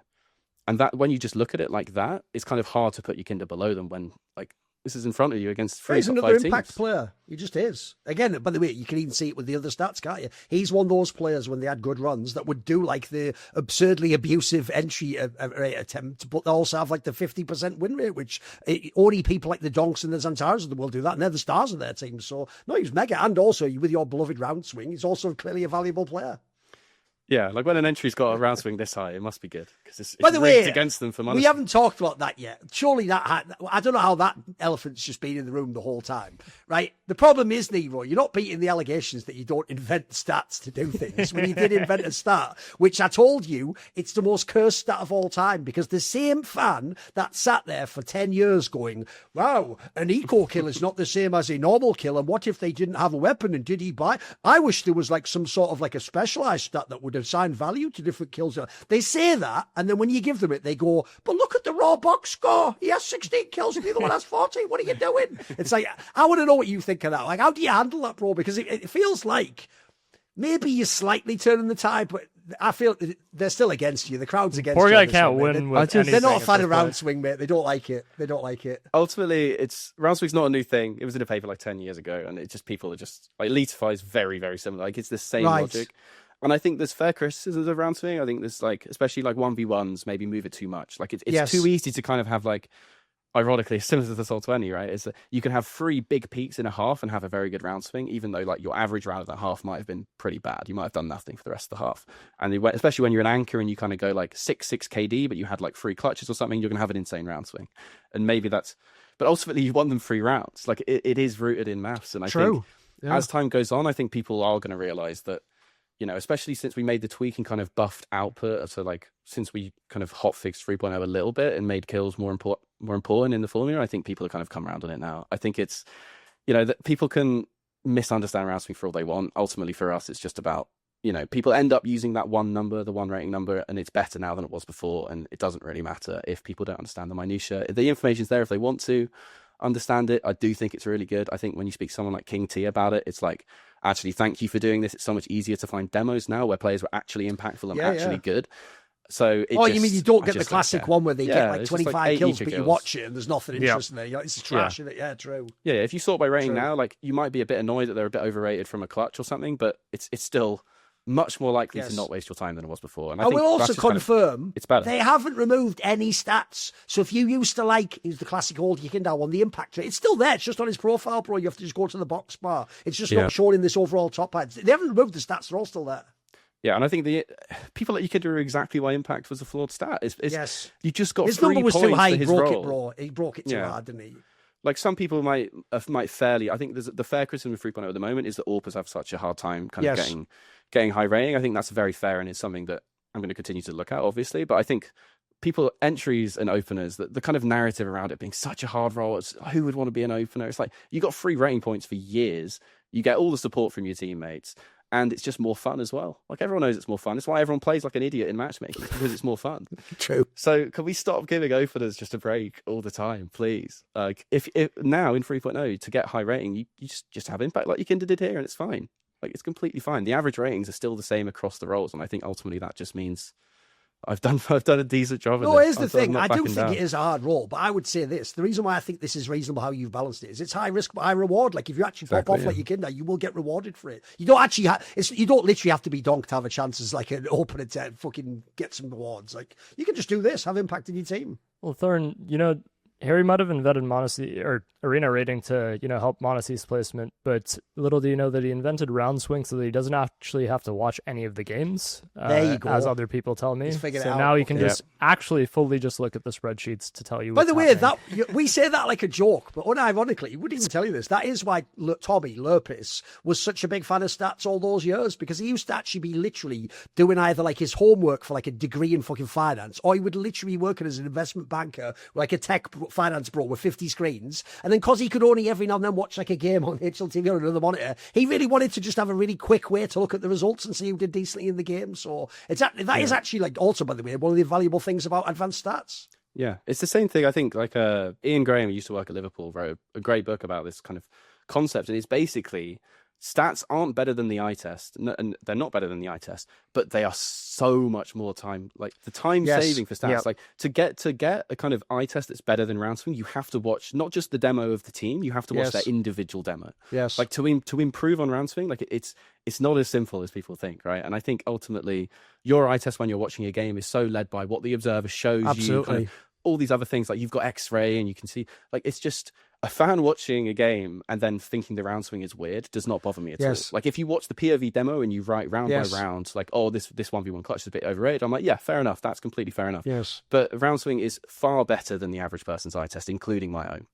No, by the way, everyone's. I can tell you, one of the things I had to do myself was I did a million events where I watched all the games, but until I went, as you say, and got the POV, sometimes half the game was hidden from you because it was obscured by the observing or where in the round the kill happened. Or another classic one would also be, even if you watched all the games and you have a great eye test, you're going to have to not only have an amazing memory, but you have to be able to very quickly like sort mentally what was what and what was where. That's why I've often said, if I ever like scout a new player, I would even intentionally do something akin, by the way, to stats. Like I would try and take like 3 games he carried, then 3 he was shit in, then 3 where he was average, but they won all, but all I'm doing there is an approximation of a stat at that point in time. Yeah. Like I think someone on the forums who was actually defending 3.0 would often kind of make spreadsheets of basically, and he would watch the POV demos and round by round he would say, this is a great round, this is a normal round, this is a bad round. He'd kind of count them up, and like that's a good way of doing it. I think he kind of proved my point for me and did a lot of work that I didn't have to do basically. But yeah, it leaves you in the same place, like always having like 6 great rounds, 2 medium rounds and 4 bad rounds. Like is that more helpful than just a big number that just says this is green, this is good, like just move on with your day now, stop getting so mad. But yeah, I think we're slowly winning the battle on that one at this point. The controversies keep rolling in, though, at the top 20, as Frozen and Twistzz placed much higher than what a lot of people thought. And this was related to, obviously, the HLTV X FaZe merch collab that's coming in, which is paid for their top 20 spots for the next year. If they had the money for that, they would have a better offer by now. Like, let's be honest. That's why it's a merch collab, so that the fans actually end up funding it. Okay. Obviously, he invented we just got the advance stat, and that just made all the FaZe players go to the top. Yeah. By the way, I actually find this one really weird because, again, I do care a lot about eye test, and I have a pretty good memory. Bro, am I missing something? First of all, Twistzz in the last season at the end was unfucking real, mate. He was out of his mind every game. Like, if anyone saw the one where they had to play with Rain at the EPL and they were beating Spirit and almost beating Vitality, like, he was like doing half the work himself. And then for the rest of the year, when they had all those problems, when they were like taking out Brokey and bringing Silver, Frozen was like the only consistent player every fucking time they played. Like, I don't get it, because to me, Frozen had an excellent floor in general. That's why I'm not surprised by the stats here. And Twistzz, actually, in the second season, just because he was on bad teams, was like one of the best players in the whole world. He was really good. I think the conversation around Twistzz was shocking to me, because a lot of people were saying he had a shit first half of the year, or the shit first 8 months, and he only played well for the last like 4 months of the year, basically. But I was looking at his stats sheet, like the actual one we used for the top 20, and it's not even, like, it's completely fabricated to say that he had a shit first 8 months of the year. Like, his stats were actually insane. It's just that Liquid didn't have great results. And even then, it's not like he played almost no maps during those results. Like, they still played quite a few maps at the events that they attended. So just to go and say that he was basically like negligible for the first 8 months. This seems like a common theme, by the way, because they used it for Molodoy, where he apparently missed half the year when really he missed like 3 or 4. Yeah, and he missed like 3 or 4 events, including like Blast Bounty Online and like a PGL event that was like, or like basically like Kato and like one other event in terms of Furia's events that were entirely negligible when you stack that up against the events at the end of the year as well. So it's just, this whole conversation about Twistzz was really strange to me, because people completely dismissed how he played at the start of the year as if it didn't count, or as if he was way worse than he actually was. It didn't make also, any here's sense. what's weird. I'll actually use his famous NA counterpart, Elige. Guys, didn't we all in 2024 say, even if Elige is on call and they're shit and they barely make the playoffs, look at him, he's a fucking star, and look at the numbers, they're all great. He must be top 20. That Twistzz did that, but with better results. Exactly. What are we hating on again? Yeah. Surely one thing, this is one area I am very passionate about. One reason I don't do my way in the HLTV top 20 way, like I say, I am a bit biased in this sense. I'll punish you for being on a bad team, but I won't be like, you can't even qualify to be on the list because you didn't make any playoffs. Like, I'm not doing it as like a greatest, I'm just doing it as who I thought the best was. But at the same time, like, I love that someone like Twistzz made it, because actually he was handicapped. Like, true, he was the IGL doing it to himself part of the time, but he was someone who his team didn't allow him to have any chance to get to like a top 10 position. But you look how he actually played, and he played fucking unbelievable within that context. Yeah, I think the big thing for Twistzz as well is, like, sometimes when I see someone have a really good rating v top 5 and then kind of a bad one v top 10, I'm like, in my head, I'm like, okay, this is probably kind of, in some way it's a sample size thing, right? And I think for Frozen it kind of was, where he was 120 v top 5 and like would always turn up against Vitality or whatever, he's like trying to get a contract or something, and then it wasn't as elite against top 10 teams, which is kind of why he stopped where he was. But then someone like Twistzz was just 115 v top 5, 115 v top 10. It just didn't matter. He was always that kind of elite player. And considering he wasn't in such a shit team, this is exactly the kind of placement people supposedly are rooting for. But there was just as much clapback from this. And it just makes you realise it's just the other half of the internet is just mad at you that day. Yes.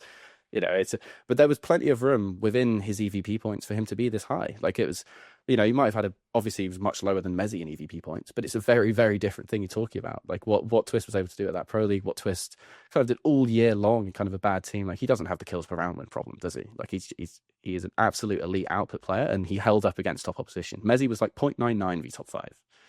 Like, even ropz 111. Like, that's kind of what we're saying. Obviously, sample size plays a massive role in kind of dragging those numbers down because of various things. But for someone like Twistzz, it's just very hard to poke holes in his year, to be honest. And you said earlier, he isn't even someone playing a set one type of a role, depending on which team he was in at which point of the year, what map. He definitely varies it up and was plugging holes and things. It's why one of the things I never did when he was the IGL, I never dissed him as a player. He was an excellent player. I just wondered, like, mate, you're also the IGL. Like, surely you can use yourself in a different way. That doesn't mean it's only you getting the numbers. Like, that's where I was a bit like, I don't know about that one. Yeah. Thorin, I know that you have a heart out in a little bit, so we can move through some of these a bit quicker if we need to. But obviously the molodoy KSCERATO conversation was a big topic as well. We touched on it a little bit earlier, where molodoy outplays KSCERATO on the list. And I mean, it's a very similar conversation when it comes to the awards as what we just talked about with HeavyGod and with NiKo, where molodoy won MVP at Chengdu, and he had insane impact towards the deeper playoff runs and against big opponents throughout the year. And then people look at how he performed at the major and how he performed in Cologne, and they think that that's enough to put him down the list below KSCERATO. But even Maui Snake had him over KSCERATO. So it's like when you have the fan consensus versus the people who are actually like putting together these lists and looking at a lot of this stuff in detail, agreeing on these kind of things, like that should tell you that there is actually something to this. And I know that it's not solely just like MVP, EVP conversations either. Like you can, having watched the games, you can see molodoy's impact on a lot of these games as well. Listen, first of all, as a molodoy appreciator, fellow molodoy appreciator, I also don't think the majors are everything. You know what? There's a lot of the season as well as guys. You know, most of the tournaments aren't the majors, and they all still count too. And we do love them blasts. We fucking love them blasts. Blast Merchant for life. He also learned that from NiKo, apparently. No, the other thing is, like, when I look at this, this is the problem I always have. People think I'm a molodoy hater because I'm combating the Furia fan who tells you he's better than molodoy. He's like the third best player in the world. Like that, if that guy's in the room, it's only going to sound like I'm criticizing molodoy. And I am going to bring up the majors, and I'm going to bring up the times when in a group stage he did fuck all in a match, you know, and then he just carried the final or whatever. But if you actually ignore that and just look at the year, he had an excellent year. And again, you said it earlier, he definitely didn't play half of the year. Like, guys, the real problem with this is Furia wasn't that great when they first got this roster. It took them a while to cook. So in your brain, they didn't become relevant till the second season. But he joined at something like, I think it was like before like Cluj-Napoca or it was something. April like, or May, yeah. It was really early in the year. So he definitely played a lot of tournaments. Yeah, so it's also the other thing of kind of for most of the time we do look at kind of weighted of like EVP points as like the total, but we also do look at the average. And I think for someone like Keisuke, it was relevant as well that his average was so good. Like for Keisuke, it wasn't the lack of sample size necessary. Like obviously that does come into it a little bit, but it was mainly that he just didn't have the awards because he wasn't good in playoffs. He had plenty of time to get really good EVPs if he'd have just had better quarterfinals, semi-finals, because you can see that with molodoy and Mabs last year and people. You don't need to kind of play an insane amount of events. Like the low sample size will stop you at some point. But if you've got a really good average level and you've got 2 elite awards like molodoy did, like the Cologne EVP was getting, people would completely forgot that even happened, that he had an amazing Cologne. And that is so important at this stage of a list, to have kind of an elite MVP, which, and I think the one v Flamesy here is, it was a pretty tough call in terms of what we valued. But again, Flamesy's like 0.9 kills per round win. Like he's not the star player on the team. He's consistently kind of the third best in all of these runs. So there was scope to kind of boost someone who has an extra award at an elite event, even though he only played 2 fewer, and has an MVP. I think that it was kind of, and as you say, more of a star player. Yeah, more of an impactful player on his team. It was more impactful. And now we get to the good ones. We get to Harry's favorite player, obviously. It had to be on this slide no matter what. So Harry, talk to us about molodoy. Why did you not put him over ropz this year? Yeah, despite everyone thinking you should have. Thinking you would. Okay. Thinking you would. Okay. Well, there's threads related. Sure. There's threads related to this. The threads will be all about like Striker, like shackling me for this part of the call. But I mean, I think this is exactly what put him over ZywOo last year, was that he was better at the prestigious events. And this year he was nowhere. Like you can just see like 0.95 your top 5 teams, like Austin, like 105. Like that doesn't even really count as super elite rating because it's stage 2. But come on, like this was just like, even molodoy himself said on the couch when he came on, he did say like, oh, I'm not annoyed at all about me placing. I thought I could have been lower because of this, because this is how a player thinks. If they're going to do this at the 4 most important events of the year, it's very, very hard to be a top 3 player, even with a massive stats gap. No, but it's like what I said earlier. If you're a player, look, if I took him privately and there was no cameras in the room, molodoy would tell me he's better than Shiro. But if I asked him, did you have a better year? And he thinks of Shiro and all those like fucking big finals and semis and winning Cologne, he would tell me Shiro was the better player in that sense. Yeah, absolutely. Yeah, and especially the ropz one, when ropz was like even ZywOo didn't have an award from all 4 super elites, but ropz did.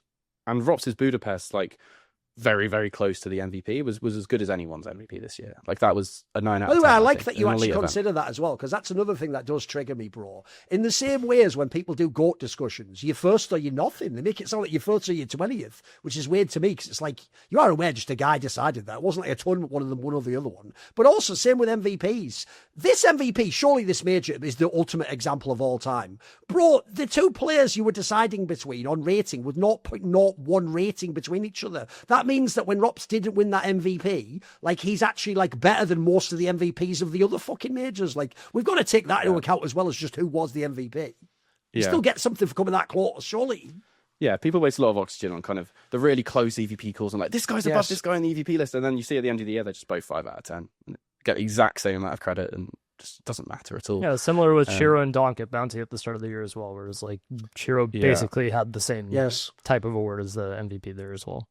Yeah, exactly. And that was important in his head-to-head with someone like Molodoy, because he did have that kind of amazing peak that was as good as kind of World Chengdu, even if it was a worse event.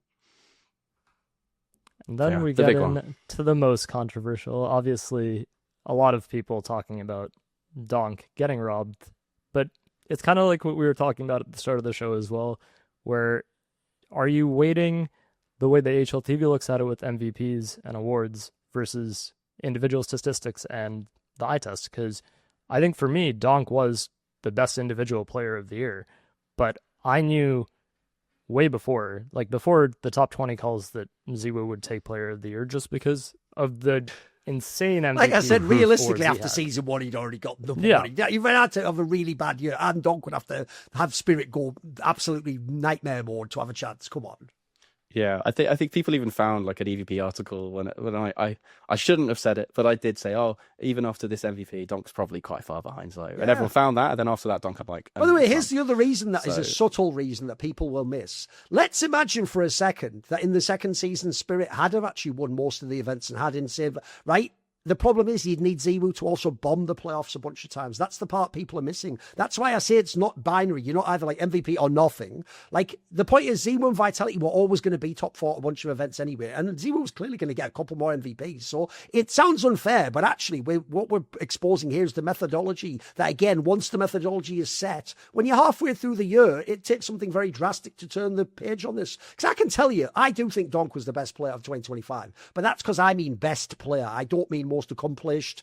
And also, even though I would use the logic I'm sure a lot of fans would have, like, if you actually look at how bad Donk would have to play if he played the extra amount of like finals and semi-finals maps that ZywOo did, or against top opponents, because obviously, unfortunately, another bad thing about this year was people like Spirit went to all the shitter fucking PGLs. Meanwhile, Vitality actually stayed completely pure and only attended the best events, although they also in a way made the best events by only attending them. But anyway, we'll put that to one side, which is actually an underrated detail. I haven't heard anyone say that for ZywOo. ZywOo didn't play a single easy event this year.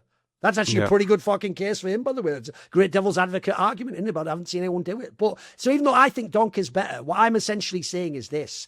Back in the day, I have done this myself. When I made top 20 players in 2016, top 10, I let coldzera be number 1. Even though in my heart, I think Simple's a better player. And I even could have argued maybe NiKo was a better rifler. But the point is, they didn't do the things in final because they were in the finals, mate. And even though, yes, I imagine they would have done that, I can't give awards on things I think you might have done. So again, who was Thorin's favourite players? Would have been Simple and NiKo, then coldzera third. But I have to give it to coldzera when he has like 1.29 rating at every fucking major or whatever, and every match he just carries top frags, MVP. Like on some, that's why I asked at the beginning, what is the difference between greatest and best? Because I do feel like this is the ultimate example of it. In terms of greatness, ZywOo was a greater player this year.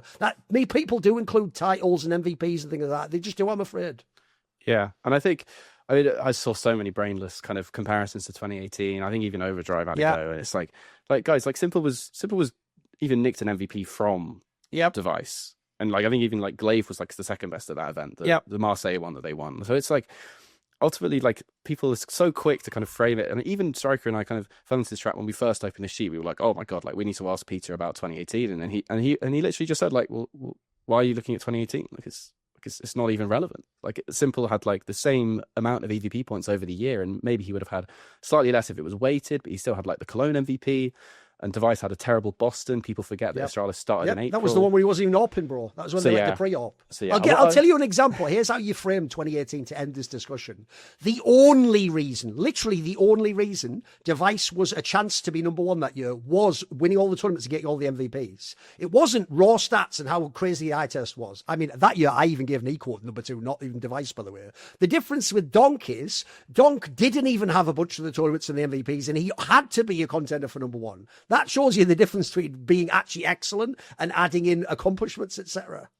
Yeah, and I think Striker actually had a discussion with Tommy the other day, and kind of to try and explain the reasoning. And I mean, this might take a while, but I just want to kind of go through like event by event, because we have to kind of extrapolate the logic, right? We have to say, okay, if you think Donk was better in 2025 than ZywOo, you have to look at each event and tell me why he was better at that event. So first of all, I mean, there's like, let me get this up quickly. So Austin. So Donk is like 150 at Austin, okay? And he loses the quarterfinal. He plays amazing against Mouse, and he loses the quarterfinal. ZywOo is rated 148 after being Na'Vi in the quarterfinal. He then goes on, wins the MVP. His rating comes down a little bit. Who had the better event there? Because to me, it's pretty close. It's Donk got let down by his team. It's like almost a tie, basically.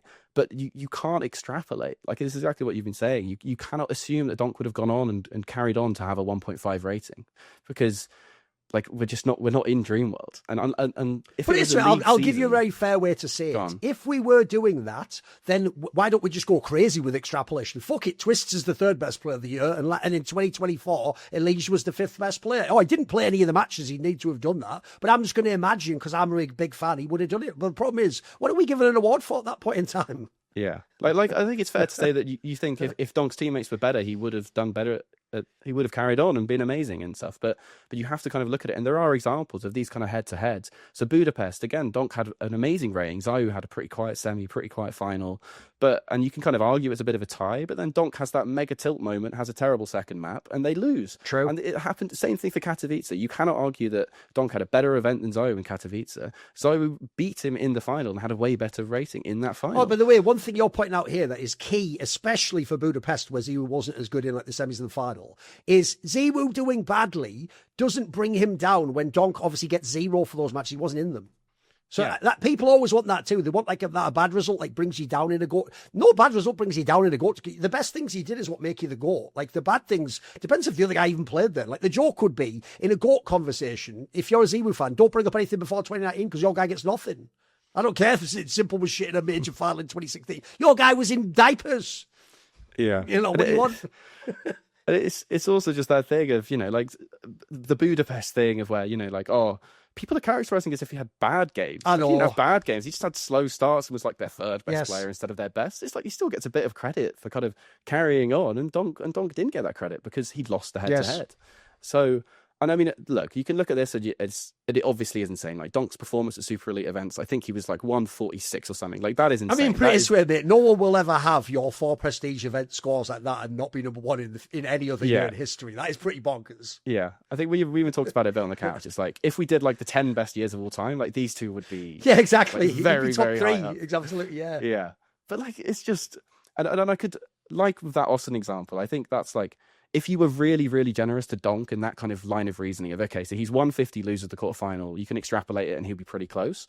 If you follow that line of reasoning for all of these events, you're still at like, kind of like 8-4 for ZywOo. Yes. Like, ZywOo still wins because in those head-to-heads, there are kind of cases where Donk doesn't have an amazing elimination match. And it's like, let me just find another example. So Katowice, we've done that one. Pro League, like ZywOo had the same stats but played the final, Donk didn't. So like, you'd obviously take ZywOo over that. Then Lisbon, I mean, ZywOo was amazing in Lisbon. That might have even been like an 11 out of 10 at event. And then Donk, did the similar thing where he lost the semi-final. And then Chengdu, Donk was 108 versus top 10 teams at Chengdu. Like, it's just not even close. And then Rivals, that's pretty close again. They both had amazing ratings. ZywOo didn't even win that event, obviously. But it's just this kind of thing where I think you can argue about the stats, but the reason we do these EVP lists and these MVP lists is because there's so much more context behind those numbers. And I think it was just a very, very extreme example of why kind of I'd always rather a 1.35 MVP to a 1.5 EVP from a quarterfinal. Because like when you look at it, a lot of the time, if you cut ZywOo off at the quarterfinal, maybe he was on the same rating half the time. True. Yeah, that's true.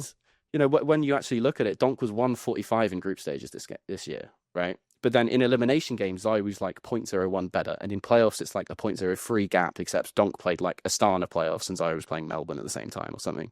So it is that thing of just, when you look at the events both of them played, I think even with the kind of statistical gap, once you look match by match, it is quite difficult to say that donk was better than ZywOo at a number of events. And look at this graphic. Donk doesn't even get 2 numbers on it. And Zywoo gets every single one. Donk has 2, he has nothing. I mean, this is missing Astana. I think I accidentally that's the problem. Maybe it'll be missing, but when you look at the kind of all of ZywOo's events, they're just the most important events of the year. I do have one devil's advocate position, though. Here is where my list would always be different from yours. I said it earlier with the supportive elements, the Zipnixes and the mezies. The one problem I have is this. Because you are doing a lot of stats comparison here, and stats even are what inform the EVPs, and then you're using that as a second meta layer. The problem is, at the end, one area that my theory of Counter-Strike would never agree with you in this regard is this. Even your own list says ZywOo had way more help than donk. Yes. ZywOo had 3 top 20 HLTV teammates. Donk not only didn't, but he even had like crazy roster moves happening in his team all through the year, which listen, he doesn't control. And I get that it doesn't mean he played awesome when they had dodgy lineups. But this is more of a spiritual point than a statsman. So it's more like, how do you square that? Is that something that bothers you at all? That essentially, if you're ZywOo, we're acting like it's tennis and you just both won X amount of games. Like one of them did in theory have better teammates, right? Yeah, I mean that's obviously a comparison point, but I think it's the reason I think it's 2018 is an interesting comparison point is that people were able to kind of steal MVPs from Device, right? And that just didn't really happen for ZywOo. Like there's a few which people really wanted us to do, but more because they're bored than because it's like a genuine argument. Like Budapest was obviously very close, but ropz was like by the way, even if ropz gets that, it wouldn't make donk better. So that's irrelevant. That would help ropz if anything, not fucking donk. Yeah. Yeah. So it's that thing of I think. You know, like ZywOo's level of form is so taken for granted of that kind of. Agreed. We like Twitter's on fire every time he has a slow start. He still finishes. It's like I said, he's had like 25 bad maps ever, and I remember them all. Just because I remember him, it makes it seem like it was loads. But every other game, he's pretty fucking good, wasn't he? Yeah, Twitter's on fire, and Thorin's always there pouring gas on it. Yeah, listen, I'm also there to be like, right. Let's get the fucking boombox. It was he got out fragged by mezii, everyone, like, and so everyone remembers it. Unfortunately, you know. Yeah, that's part of it. I think it's obviously as a fan or kind of as watching, even like my personal eye test or whatever, like it's obvious that donk is more of a hyper carry. It's obvious that kind of his teammates let him down in crucial moments and that he would obviously go on to do more if he was in a better team. But at the same time, like it's back to that original discussion of we can't really discuss hypotheticals for a top 20 list like this. Like we just can't. We can't do the what if like ZywOo wasn't a bum thing. Like it's irrelevant. Like that's what happened. And donk did have a couple bad events in that kind of run between rivals, EWC, Chengdu. Like he dropped his level a bit there. And ZywOo didn't really do that. Like other than Cologne where he was a bit rubbish. And I know he was ill, but obviously we don't really care that he was ill for the context of this list. But there are kind of moments in the year when you can say that donk was let down by his teammates, but that's not every time. Like he's not flawless in every single match, even with his nuts rating. Like that's just kind of not really how the list works ultimately. And like I said before, like a few of these might be a bit higher. Like you can look at it and you can say in Budapest donk was amazing and just had one bad map at the end. Like maybe he should be a 9 out of 10 as well. But the gap is massive. Like the gap is, if we go back to the previous slide just quickly, the gap in these points, like once you times it by kind of the event weight, it's the same as donk to mezii. Yes. Like that's the kind of. By the way, one thing you said earlier, I think that's very fair that you admit, because here's another thing I'm bored with dickhead fans. Dickhead fans just do pick only the things that suit them and they just pretend everything else doesn't exist. And they'll never go, I'll make your point for you, like I do if I do a debate, like I did that Twistzz vs Elige one, where the joke is I made some of Maui's points for him on the Twistzz, so I just disagreed. One thing I hate is you admitted it there. Like donk did have one of the best years ever in the history of Counter-Strike, even if he wasn't number one. But that actually applies in every sport, by the way. Like spoiler, everyone who was a football fan, Messi and Ronaldo were both pretty cracked many years, right? You do realise logically, whichever one came second in some of those Ballon d'Or years was probably better than when it's a really rough year, like last year, when there could have been like 5 people could have been number one. So unfortunately, that's also where for the year it might be accurate, but that doesn't mean in history. Essentially, this is the problem with with it being binary if you're number one or not. We act like if you're number two, you must be worse than all the number ones of the other years. There's no correlation between this year and the other years. Like, each year has to be a distinct thing. Hence why we can't give NiKo top 10 just because he's NiKo. We have to actually look what he did in 2025. Yeah, and I think cases like this, you know, like donk is the type of person who's really stress testing the criteria, right? Because if so many, like, and it's not just fans, it is analysts and people who actually know what they're talking about, who are saying, you know, like, I think donk was a better player this year. It does kind of make you step back and look at the criteria a little bit and go, well, how can it be this clear cut in our criteria if it's supposed to be this really close race that everyone's excited for? And I look at it and I kind of just end up coming to the same conclusions that Peter did 16 years ago, which is basically that you can't, it's the hypotheticals thing again. Like, we cannot assume that donk would have had the same rating if he'd have played in all the same games that ZywOo did. Like, I think it's pretty likely if there was a poly market for it, like, I'm on it, but that's just not the world we live in. And I think I'll tell you an obvious until we thing get a to league say, system, it's not and gonna this happen. is a perfect way to potentially close out if you want. I'll just say it this way. I actually don't believe Nero is in any way being disingenuous with his methodology. Like, if this year, 2026, let's say the Spirit roster move works, by the way, I'm quite excited, but I think it has a chance to make donk have a chance to win every MVP. If they go nuts and the Spirit is the number one team, and ZywOo and donk at the end of the year have like 1.38, 1.39 ratings, but donk has all the MVPs and EVPs, he will end up being number one. Yeah, and you'd bet he'd be absolutely raging if we went the other way. Like, it's just absolutely. how people think. Let's quickly get into the forum threads, Thorin. If you have to go, just let us know. No, we can do it 5 minutes. Yeah. Okay, yeah. So first of all, we have Nero CS sabotaging ZywOo by generic name. Probably one of the most frequent posters during this whole top 20 season. Where I think I saw, I don't know, there's like 5 threads which I saw from him alone, just criticizing Nero specifically. Why he's got a Falcons flare, I'll never understand, but whatever. That just and an Afghanistan flag. Don't worry about that one. I know. And he says, do you think that Nero will come up with some weird thing again solely to downplay ZywOo and give him top 2, implying he has slightly worse super elite rating? I mean, he's been glazing donk 2025 too much, and even gave him 0.5 rating increase advantage.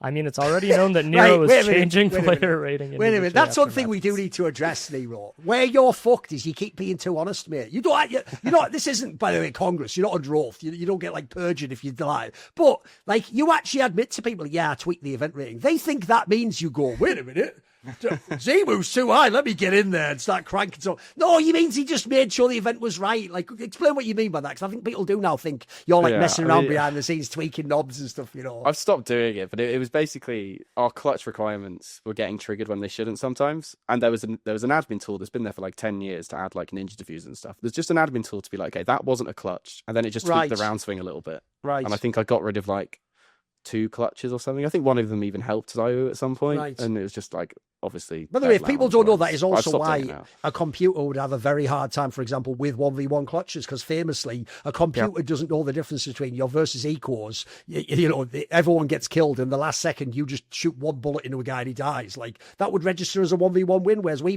know like the greatest 1v1 in the world is more important. But I get what you mean by that. That makes sense that you removed that. Yeah, that's all it was.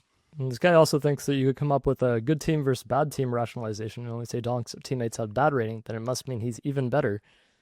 But do you know what this is? By the way, that's my rationalization, but that's definitely not ever been HLTV Hogs. That's what's so bizarre. They accuse you of everything under the sun, even though half of it doesn't even apply to me. That's never been the way HLTV rating worked. Yeah, it's the fan theories. They're just fun. But it's the thing of like, like Twistzz, we wrote in the kind of reasoning section that, like part of why his stats look so bad is because like half his maps were against Vitality and Spirit and Falcons. Yes. And then suddenly I saw 4 of threads popping up of like, oh, donk's going to be number 1 because ZywOo has 0 maps against Vitality. I mean, it is quite funny. It's a good joke. It's a good joke. Unless you mean it seriously. It's kind of true as well, in a way of like, well, ZywOo's sample size is naturally easier because he's not playing, the best year of all time. Like before we move on to the next thread, just going to say you guys can also follow us on Spotify. This is also available audio only, even though we do have a lot of slides. And we're also going to be launching a Discord. You can find the link for the invite in the description below. But this was, again, generic name. Probably one of my favorite threads throughout this. I think this ended up having something like 170 comments. And it says, do you trust Nero CS? The top 20 seems to be extremely inconsistent / biased ever since 2024. HeavyGod was absolutely robbed, by the way. And then someone just comments, I never trust him. By the way, wait a minute. I'll just rewind. I have a pretty good memory. He earlier in this fucking call explained he lost a bunch of really close ones in the arguments. Like, this isn't even Nero's top 20 for fuck's sake. That's what I thought. This is what's weird. You've just become the game will restart in 1 second. They just think it's your website now, bro. Yeah, that's the funny thing. Yeah. It's Peter's criteria from 16 years ago, and then Striker, who's my boss. Like, do people really think I'm not the most junior person in all of these fucking calls? I know. Everything going against me. It's like, what do you think's happening? But because I write the EVP articles, it's all my fault. So. And our favorite guy, generic name, once again. Greatest hits. I'll give credit to this guy. He's coming up with some creative angles here. This is all actually to rig the betting. I love it. Okay. So this one says Nero CS 322, which says, since the odds are insane on Donk becoming top 1, what prevents him from betting on something he I can just decide love the himself? idea. This is actually a heist movie where the whole time he pretended he was doing stats and rankings. So at the end, he could do a crazy bet on those 20-1 Donk odds at the end and like make out on some Polymarket type website. I love it. I was going to say, I wouldn't be renting still if I could do this. This is kind of the comment we were alluding to earlier, though, where it says, he's not the only person making a decision, I believe. And someone says, you're right, but that doesn't fit the narrative that Nero is the emperor of HLTV. So, that being said, Harry, where is my raise? Yeah. And another similar topic, do Nero and Striker bet on top 20. Not going to read the whole thing, but very similar thing. The reason I included this one is because they added at Nero CS and then at other guy at the bottom. Oh, right. Instead of Striker. Not even Striker. Okay. Not even Striker. At other guy, which really shows you how this conversation about the whole top 20. I know. He's been there years. It's his site now. He ventured out of it this year, though. He did a few tweets. Right. It's a nightmare because obviously I've been put on a strict diet by Prof of not speaking publicly apart from podcasts. So Striker did it a few times this year, and I'm pretty sure he's not going to do it again. I'll put it that way. Just don't stick your head above the parapet. This is a thread I was alluding to earlier that says HLTV X FaZe collab. That says when. Great. Just announced HLTV X FaZe collaboration. It's getting ridiculous at this point. Twistzz 11, Frozen 8 or higher. Explain this. And it's by Stanislav, who's going to appear again in a second. But what do you think, Thorin? Or should we have a HLTV X FaZe collab for placing Twistzz and Frozen? The weirdest part about that one, by the way, is he wasn't even in fucking FaZe that long. It's such a weird fucking thing. He did most of his work in Team Liquid. What are we doing? This is mental. It's mad, isn't it? Yeah. What a world. And once again, generic name, greatest hits. This guy's he's the donk of foreign posts and he's carrying this shit. I think you live rent free in this guy's head this last month, Harry, because now ESIC must investigate HLTV. Because KSCERATO's lack of a super elite EVP, such an inconsistent bullshit that is only used when it fits them. If that was the case, mezii must be above Sphinx with 2 super elite EVPs in the same stats. Sphinx didn't even play Katowice. And then by the way, on the last one, technically, I will just say, if I was to take that stupid post at face value, if one of you that did do the list did bet, that would be an insane breach of fucking integrity and an obvious conflict. But the problem is, you have to have some evidence they did do that. You can't just speculate and randomly decide they did it. Like, at the moment, we have not a shred of evidence to suggest they did. Yeah, keep an eye on my jewelry in the next few months. Just keep an eye on my skins inventory. Just keep a lookout. But yeah, I mean, it's just ridiculous. We do have a comment buy that reply. GL skin that you won the major with. We do have a comment reply by Pimp Lost Weight, by the way, that says ESIC has already investigated HLTV and has found no evidence of wrongdoing. Someone just replies, and Pimp gained weight. ... Reasonable. This is completely reasonable. Yeah, banned now, of course. Okay. We have Nero Two-Faced Toledo by washed_up who loves donk. By the way, I appreciate that you've learned the meta that I'm also appreciated, which is a normal comment on the internet. You just take the point and it annoys you. If you just read them on stream, the most annoying ones become really entertaining. They just do. They become so much funnier somehow. I think the best part, too, is Harry's been on sports mode the last, month, so he's definitely seen some of these because all of us were linking them in the news chat because all of us were laughing, but Harry was not laughing. So the nightmare is... I also like the way that's phrased. It says deleting HeavyGod, right? As though he was already by God himself put into the top 20, like the 10 commandments. And then Nero went in there like, hey, wait a minute, get that out. I'm deleting you from it. What are you talking about? He's never in it. He never made it. And he just admitted he would have put him in his. Yeah, and all the Israel flag HLTV mashups were quite funny as well. By the way, I also get really scared. You know what?